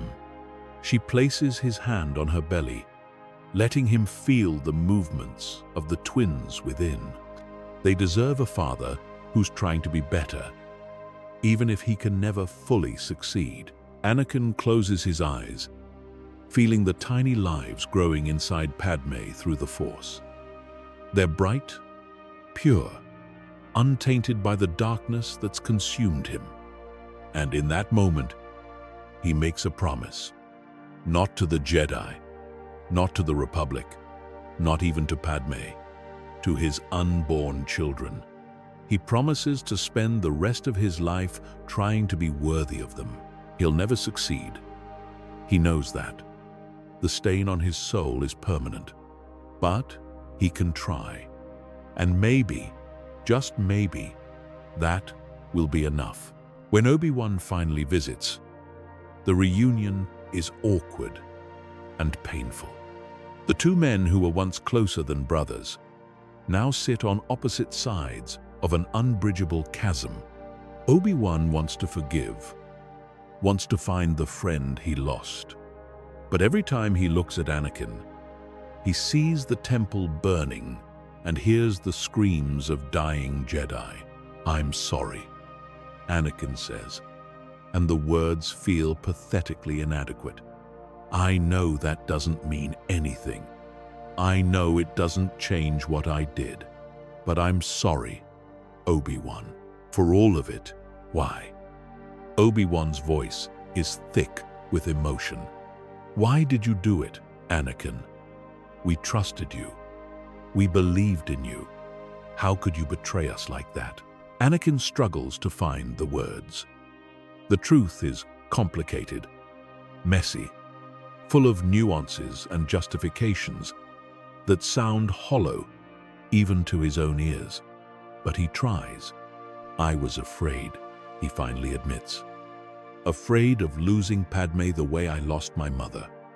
Afraid of being powerless to stop it. Palpatine promised me the power to save her, and I was so desperate that I believed him. I convinced myself that anything was justified if it meant keeping her alive. Even murdering innocents. Even betraying you. And now? Obi-Wan asks. Now that you know Palpatine's promises were lies? Now I have to live with what I've done. Anakin says simply, I can't undo it. Can't bring back the people I killed. All I can do is try to stop the empire I helped create and hope that somehow, some way, I can do enough good to balance out the evil. The Jedi don't believe in balance through equal measures of good and evil. Obi-Wan says quietly, we believe in rejecting the dark side entirely. I know, Anakin replies, but I'm not a Jedi anymore. I don't know what I am, but I'm not that either. He gestures to himself, to the burns and scars that mark him as Darth Vader. I'm something in between, something broken, and I have to find my own path forward. Obi-Wan nods slowly. He doesn't forgive Anakin. Not really. He's not sure he ever can, but he understands, at least a little. And understanding is a start. Master Yoda has a different perspective. When he finally speaks with Anakin alone, the ancient Jedi, Master's words are cryptic, but meaningful. Fallen you have, but lost you are not, Yoda says, studying Anakin with eyes that have seen centuries of conflict. The prophecy spoke of balance. Perhaps understood it wrong. We did. Perhaps balance means not destroying the Sith, but learning to exist with both light and dark within. I don't understand, Anakin admits. Few do, Yoda says with a sad smile. But time, you will have. Learn, you must. Grow, you will. And perhaps, one day, fulfill the prophecy in a way none of us expected. The conversation leaves Anakin more confused than enlightened, but also strangely hopeful. If Yoda, the wisest of all Jedi, believes there's still a path forward for him, then maybe there is. Weeks pass. Anakin's physical recovery progresses, though he'll carry scars for the rest of his life. The burns on his face and arms are particularly visible, permanent reminders of his confrontation with Sidious. He grows used to people staring, to children crying when they see him, to the way even friendly faces flinch when he enters a room. It's part of his penance, he tells himself, a reminder of what he's done and what he must never become again. Padme's pregnancy advances as well, and soon she's close to term. The medical staff on Polis Massa prepare for the delivery, hoping everything will go smoothly, despite the stress and trauma she's endured. Anakin stays by her side as much as possible, though he's still weak and tires easily. Together, they prepare for the arrival of their children, choosing names and making plans for a future that seems increasingly uncertain. The galaxy, meanwhile, continues its dark transformation. The Emperor consolidates power rapidly, using the fear of separatist remnants and Jedi traitors to justify increasingly authoritarian measures. Worlds that resist are crushed brutally. Anyone suspected of harboring Jedi or sympathizing with the Old Republic is arrested or executed. The clone armies, their inhibitor chips ensuring absolute loyalty, enforce the Emperor's will without question or mercy. News of Anakin's survival and defection has spread through Imperial channels, and the Emperor places an enormous bounty on his head. Bounty hunters, mercenaries, and Imperial agents scour the galaxy looking for any sign of the fallen Jedi and his pregnant wife. Some come close. A few even reach Polis Massa and have to be dealt with. But so far, Anakin and Padme remain hidden, protected by the growing rebellion and their own careful precautions. When Padme finally goes into labor, it's earlier than expected and more difficult than hoped. The stress of recent events has taken its toll on her body, and the delivery is complicated. For hours, Anakin paces outside the medical bay, unable to help, barely able to breathe, as he listens to Padme's screams. Obi-Wan stays with him, a silent presence offering what little comfort he can. Finally, after what feels like an eternity, the screaming stops. There's a moment of terrible silence, and Anakin's heart stops completely.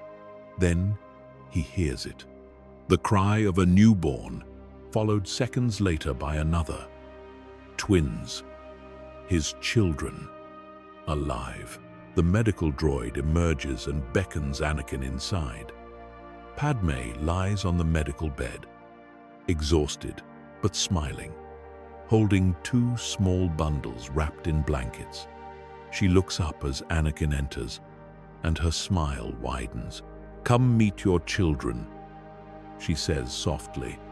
Anakin approaches slowly, almost afraid to touch them.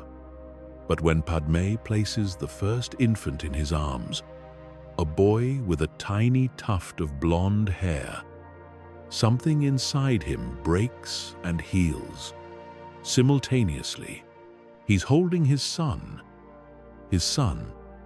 who exists despite everything, who represents hope and possibility and everything good Anakin has left to fight for.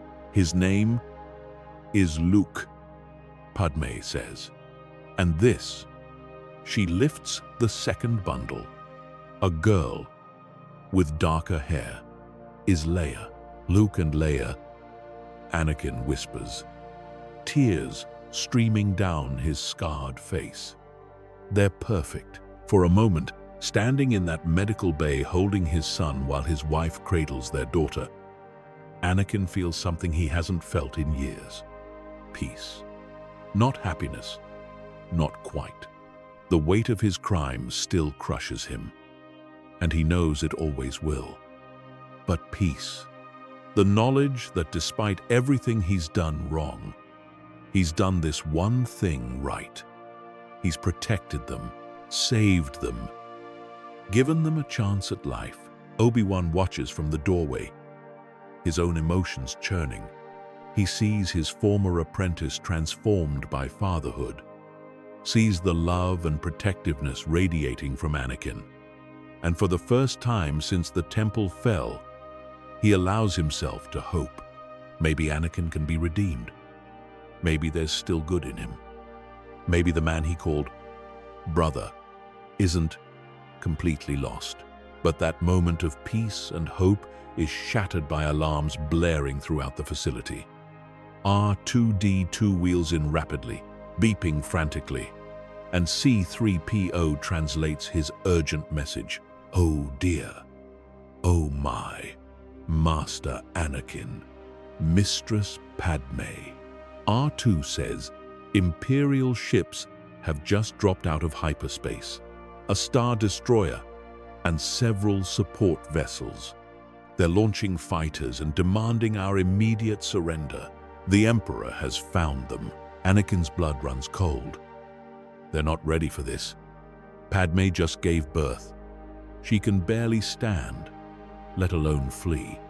The twins are hours old, vulnerable in ways that make Anakin's heart clench with terror. And the facility's defenses, while adequate for hiding, are nowhere near strong enough to repel a full Imperial assault. We have to go, Obi-Wan says urgently. Now, I'll hold them off as long as I can, but you need to get Padme and the children to safety. I can't leave you to face them alone, Anakin protests, even as he helps Padme to her feet. Let me fight. I can help. No, Obi-Wan says firmly. Your place is with your family. Protect them. Get them somewhere safe. Let me do what I should have done from the beginning. Protect those who matter most. The two men's eyes meet, and in that moment, something passes between them. Not forgiveness, not quite, but understanding, respect, and perhaps the first fragile threads of renewed friendship. May the Force be with you, Obi-Wan says, a ghost of his old smile appearing. And with you, Anakin replies. Then they're moving. Obi-Wan toward the hangar where Yoda and the other Jedi are preparing defensive positions. Anakin toward Padme's ship, supporting his wife while droids carry the twins. Behind them, they can hear the facility shaking as the first Imperial bombardment begins. The hangar is chaos.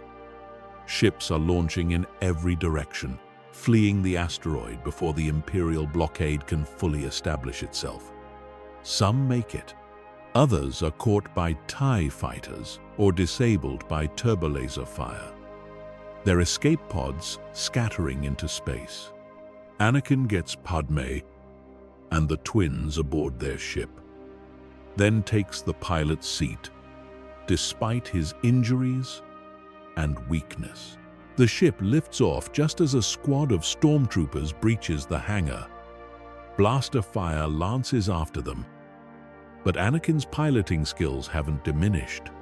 He weaves through the incoming fire, dodges debris from destroyed ships, and punches the throttle to maximum.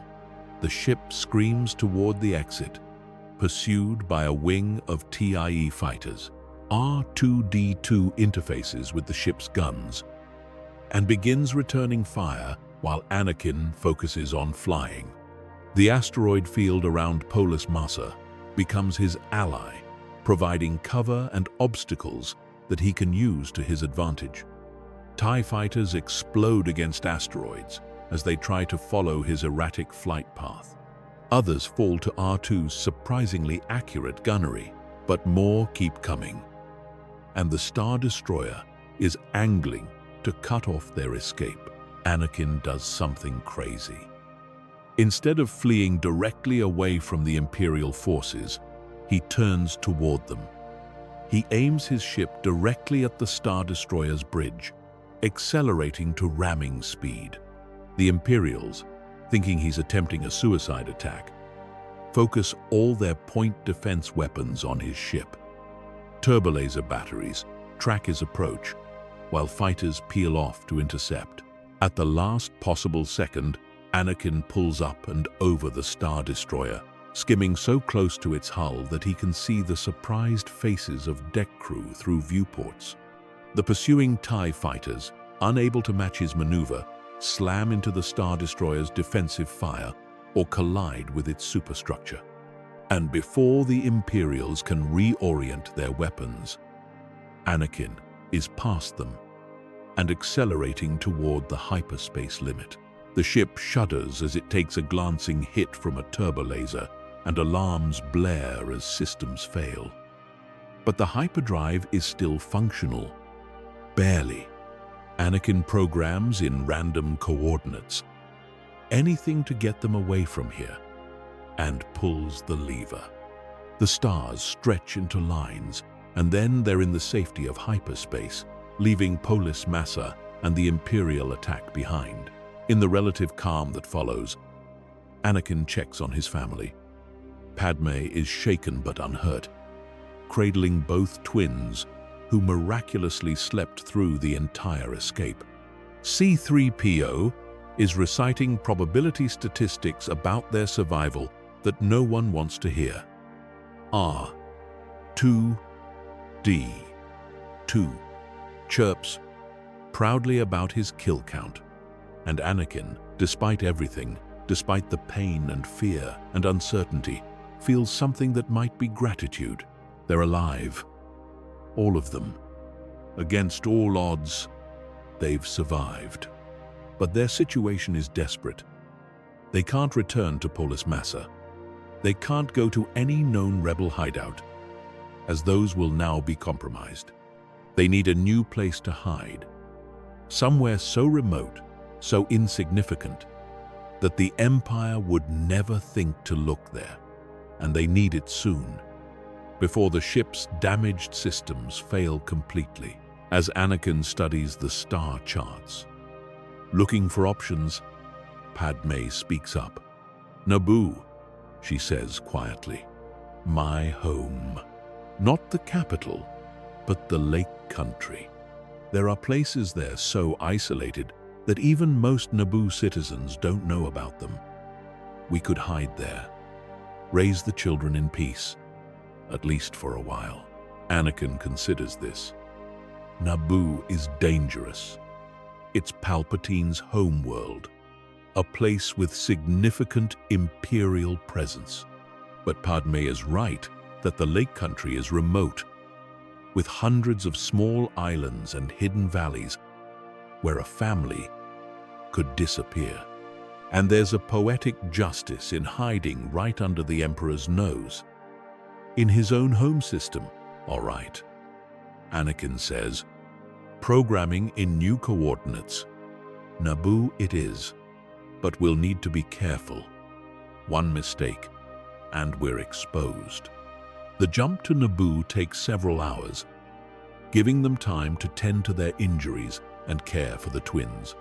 Anakin learns to change diapers and prepare formula, tasks that would have seemed impossibly mundane weeks ago, but now feel vital and meaningful. These are his children, his responsibility, and he's determined to be a better father to them than he was a Jedi, an apprentice, or a friend. When they drop out of hyperspace on Naboo's outskirts, Anakin immediately goes evasive, using the planet's moons for cover while he scans for Imperial presence. There are several Star Destroyers in orbit and constant traffic of military transports, but nothing that suggests they've been detected. Carefully, using a false transponder code and R2's slicing skills to forge clearance, Anakin pilots them into the atmosphere and toward the Lake Country. They land on a small, uninhabited island, far from any settlements. The location is perfect, hidden by forest and with access to fresh water and fish. There's even an abandoned hunting lodge, old and weathered but structurally sound, that can provide shelter. It's not much, but it's home, at least for now. Over the following weeks, they settle into a routine. Anakin uses his mechanical skills to repair and improve the lodge, adding security systems and early warning sensors to alert them of any Imperial approach. Padme cares for the twins, nursing them and watching them grow with love and amazement. The droids maintain the ship and handle household tasks. And slowly, carefully, they begin to build a life. It's not easy. Anakin's injuries continue to plague him. The scars on his body, constant reminders of Mustafar. His connection to the Force feels diminished, weakened by the Sith lightning and his own psychological trauma. and the guilt of what he's done never leaves him. Every night, he dreams of the temple, of younglings screaming, of Obi-Wan's disappointed face. Every morning, he wakes up and has to convince himself not to simply walk into the lake and never come back.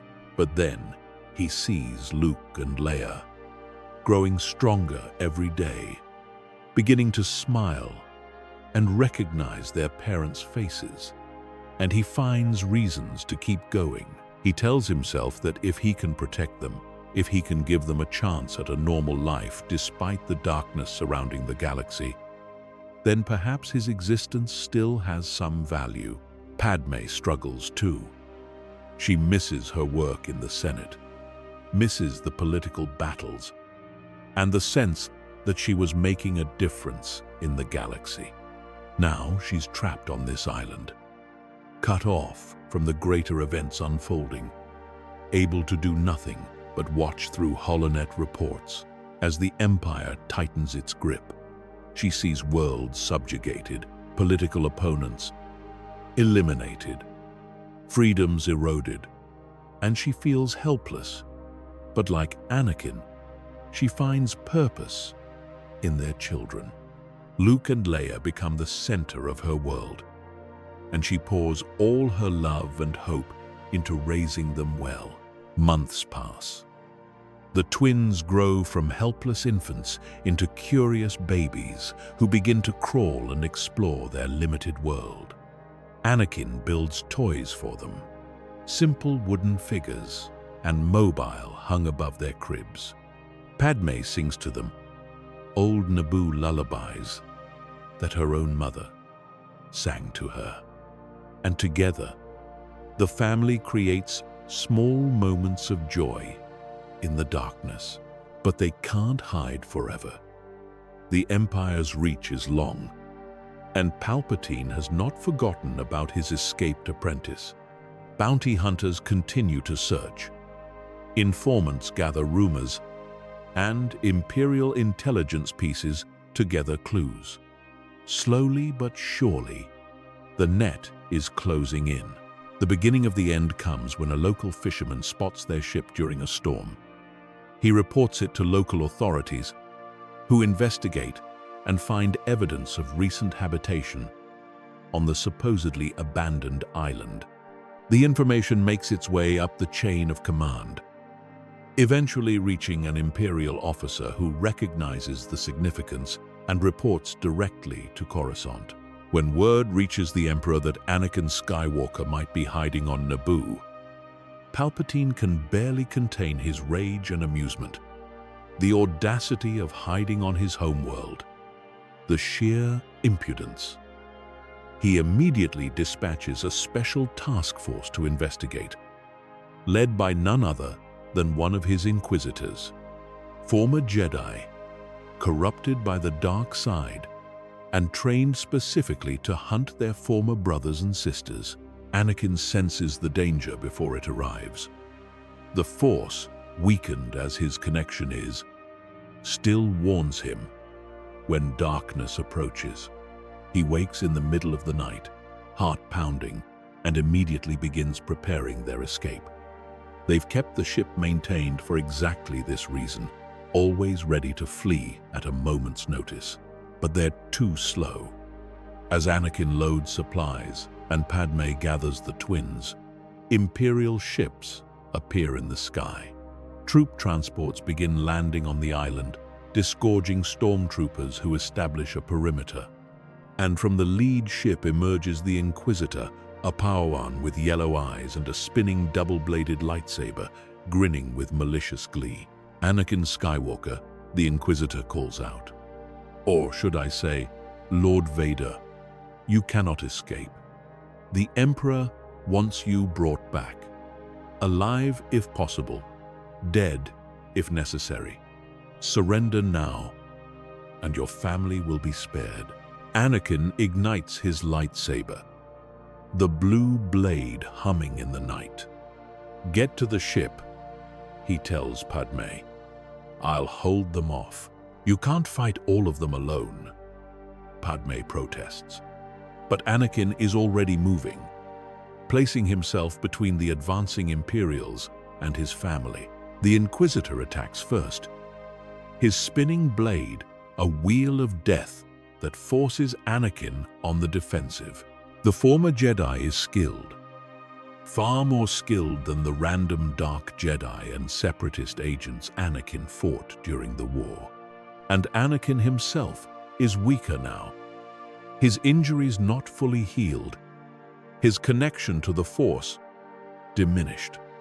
The fight is brutal and close, with neither side gaining a clear advantage.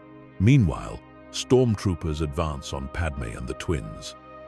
R2-D2 extends his various tools and weapons, electrocuting troopers and setting off smoke bombs to provide cover. C-3PO, despite his programming against violence, throws himself bodily at troopers to slow them down. And Padme, armed with a blaster, fights with the desperation of a mother protecting her children. Anakin can see his family in danger and feels rage building. The dark side calls to him, offering power, offering the strength to destroy these threats completely. It would be so easy to give in, to let the darkness flow through him again. One moment of surrender, and he could kill everyone here, save his family, and escape. But he remembers Maul's words on Mustafar about how the dark side is a trap, a leash that Sidious uses to control his servants. He remembers the younglings he murdered, the friends he betrayed, the monster he became. And he refuses, even if it costs him his life, even if it means his family is captured. He will not fall again. So instead of drawing on the dark side, Anakin reaches for the light. It's faint, buried deep beneath years of anger and pain, but it's still there. A tiny spark that the darkness never fully extinguished.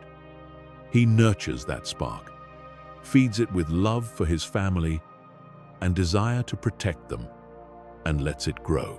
The Force responds, flowing through him not as a raging inferno but as a steady stream. And his lightsaber begins to move with renewed purpose. The Inquisitor senses the change and hesitates. Confused, Anakin presses his advantage, his blade flowing in patterns he hasn't used since before his fall. Form 3. Soresu, Obi-Wan's defensive style that he always criticized as too passive.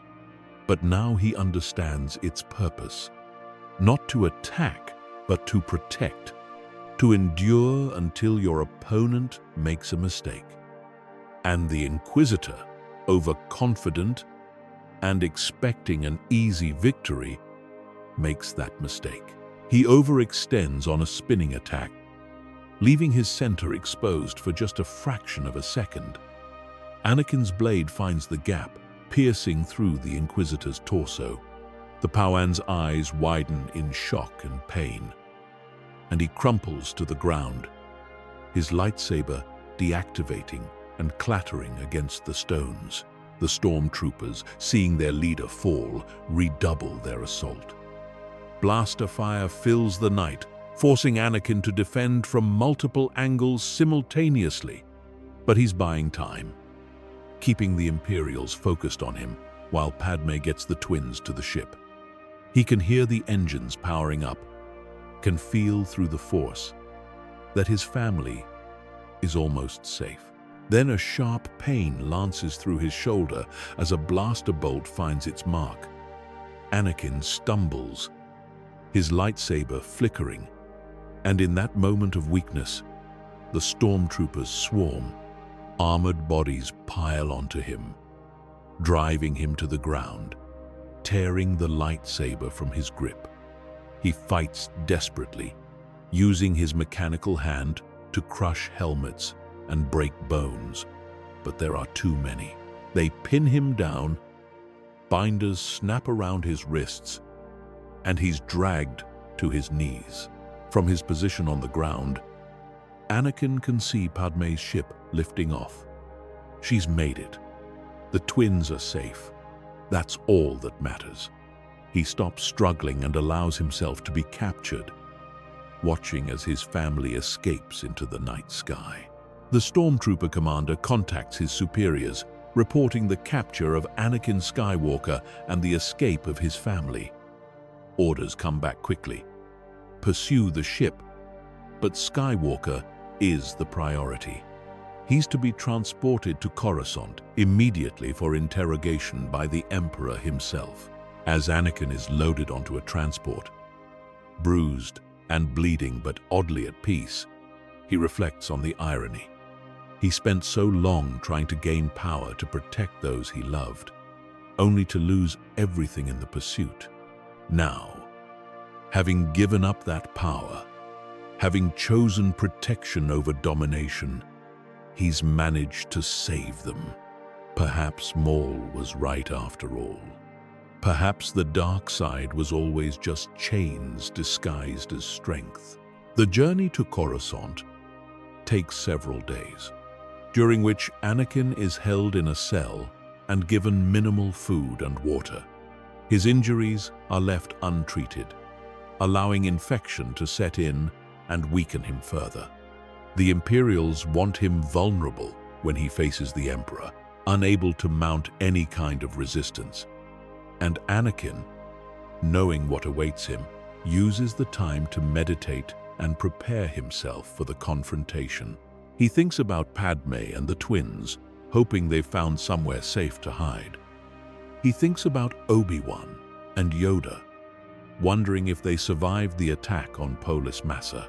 He thinks about all the Jedi he failed, all the younglings he murdered, and accepts that he can never atone for those crimes. But perhaps he can accept his punishment with dignity. Perhaps that's the best he can hope for now. When they arrive on Coruscant, Anakin is taken directly to the Imperial Palace, bypassing normal processing and being brought straight to the throne room. The room is vast and dark, illuminated only by the red glow of lava tubes that line the walls. At the far end, seated on a throne carved from black stone, is Emperor Palpatine. His yellow eyes gleam with malicious satisfaction as Anakin is forced to his knees before him. "Ah, my wayward apprentice," Sidious says, his voice echoing in the chamber. "How far you've fallen. From the chosen one to a hunted fugitive, from my right hand to a prisoner. Tell me, was it worth it? Was saving your precious senator worth throwing away everything I offered you?" Anakin meets the Emperor's gaze without flinching. "She's worth more than anything you could ever offer.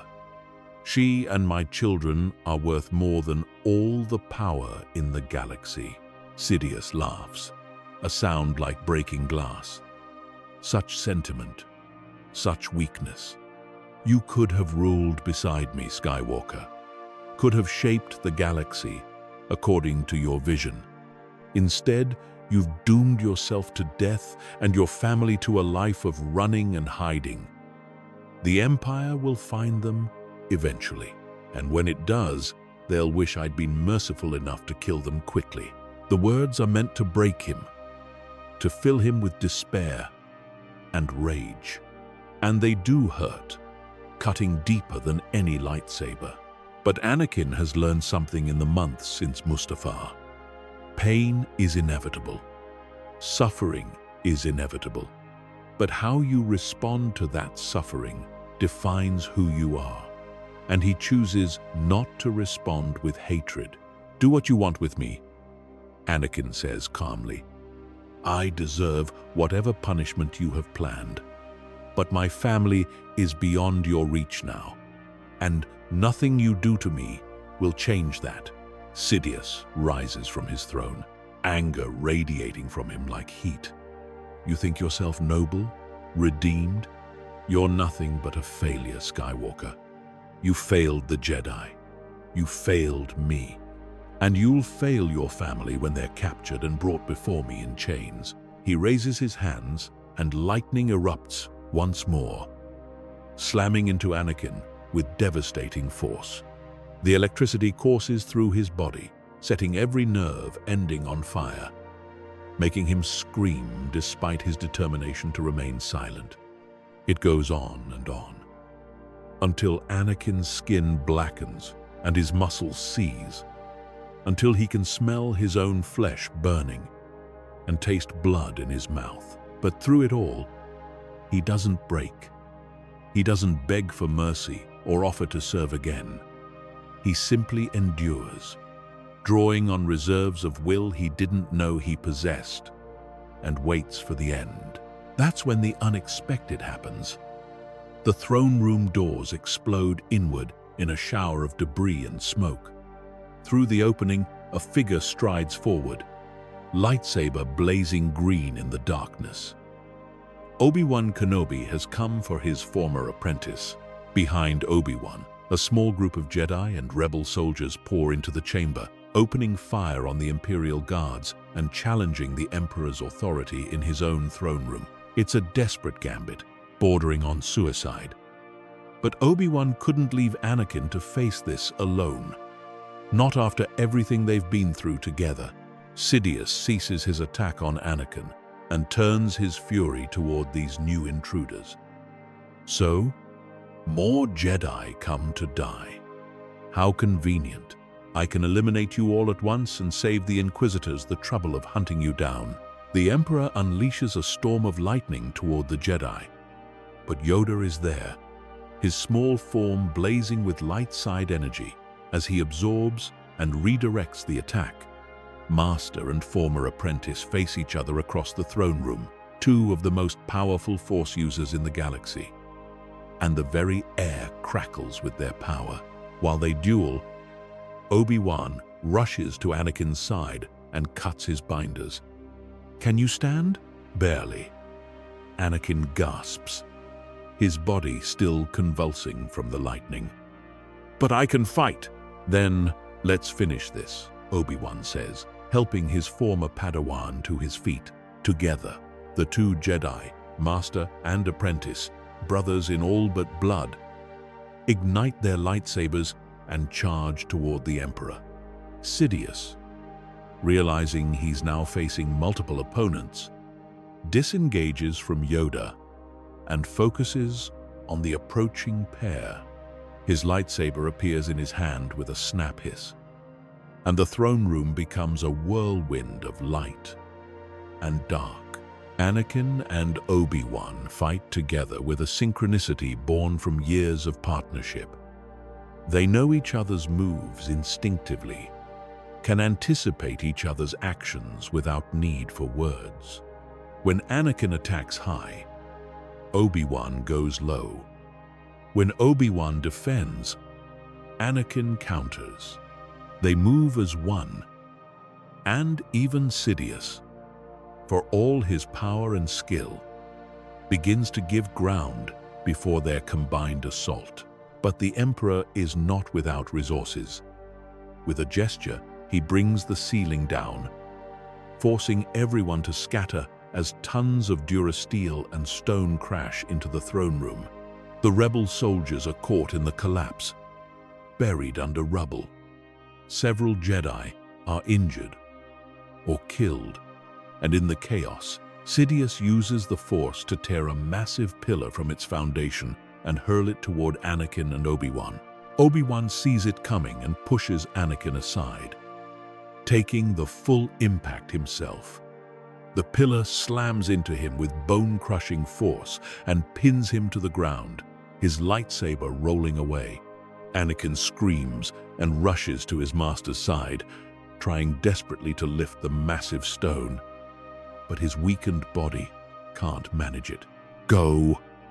Obi-Wan gasps, blood trickling from his mouth. "Save yourself. Find your family. This isn't your fight anymore." But Anakin shakes his head. "I'm not leaving you. Not again." not ever." "How touching," Sidious says, approaching with his lightsaber raised. A master and apprentice, reunited in death. "Perhaps I'll have your bodies displayed in the palace as a warning to anyone who dares defy me." That's when Yoda strikes. The ancient Jedi Master has been biding his time, waiting for the perfect moment. And now he sees it. While Sidious is distracted by Anakin and Obi-Wan, Yoda channels every ounce of his considerable power into one devastating force push. The Emperor is hurled backward through the air, crashing through his throne and into the wall beyond with enough force to crack the stone. Stunned and wounded, Sidious struggles to rise. Around him, the surviving Jedi are regrouping, forming a circle with him at the center. He's surrounded, outmaneuvered, and for the first time in decades, genuinely threatened. But even now, even facing defeat, his mind calculates escape routes and contingencies. Before anyone can strike the final blow, Sidious activates a hidden mechanism in his throne room. Emergency blast doors slam shut, cutting off exits and separating groups of Jedi from each other. Poison gas begins to flood the chamber from hidden vents.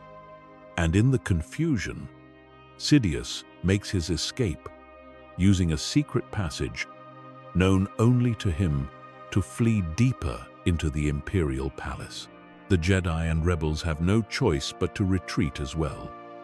Yoda uses the Force to lift the pillar off Obi-Wan, while other Jedi tend to the wounded and dying.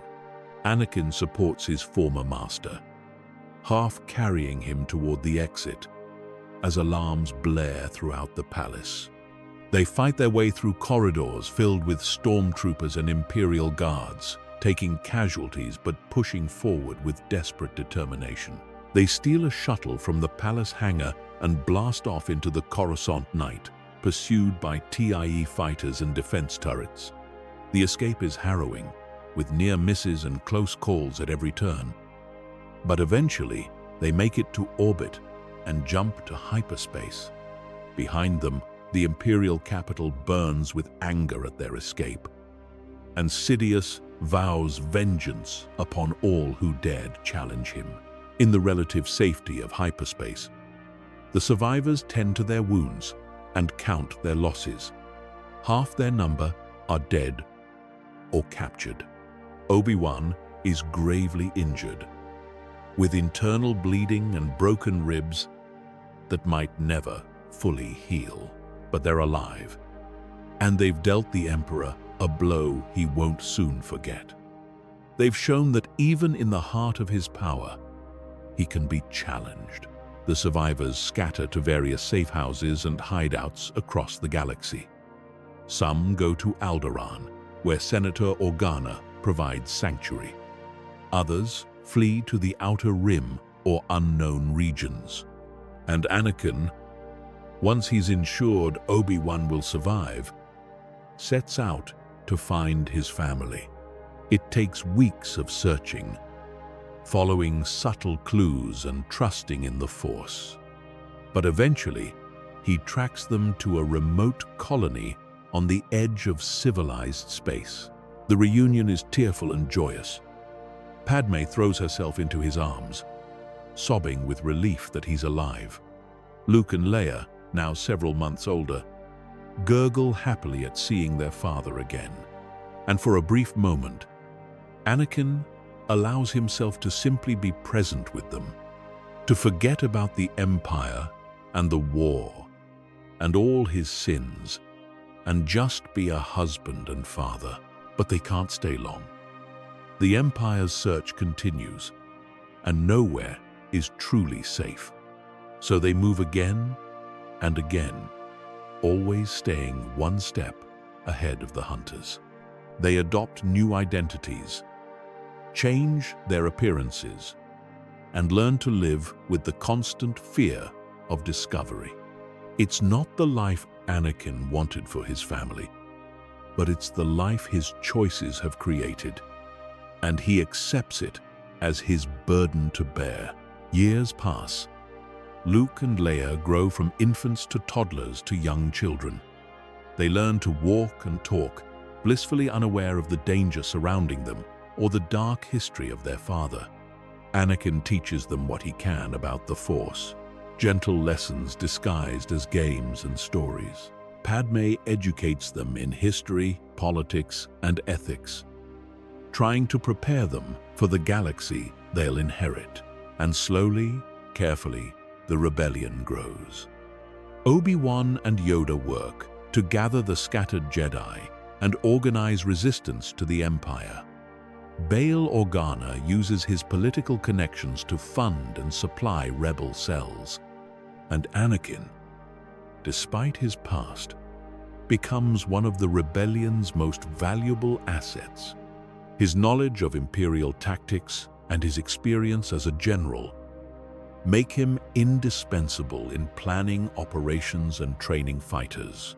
He never uses the name Vader again. To the rebellion, he's simply Skywalker, a fallen Jedi seeking redemption through service.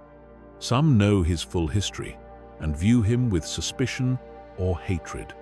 Others know only that he fights for the cause and judge him by his current actions rather than past crimes.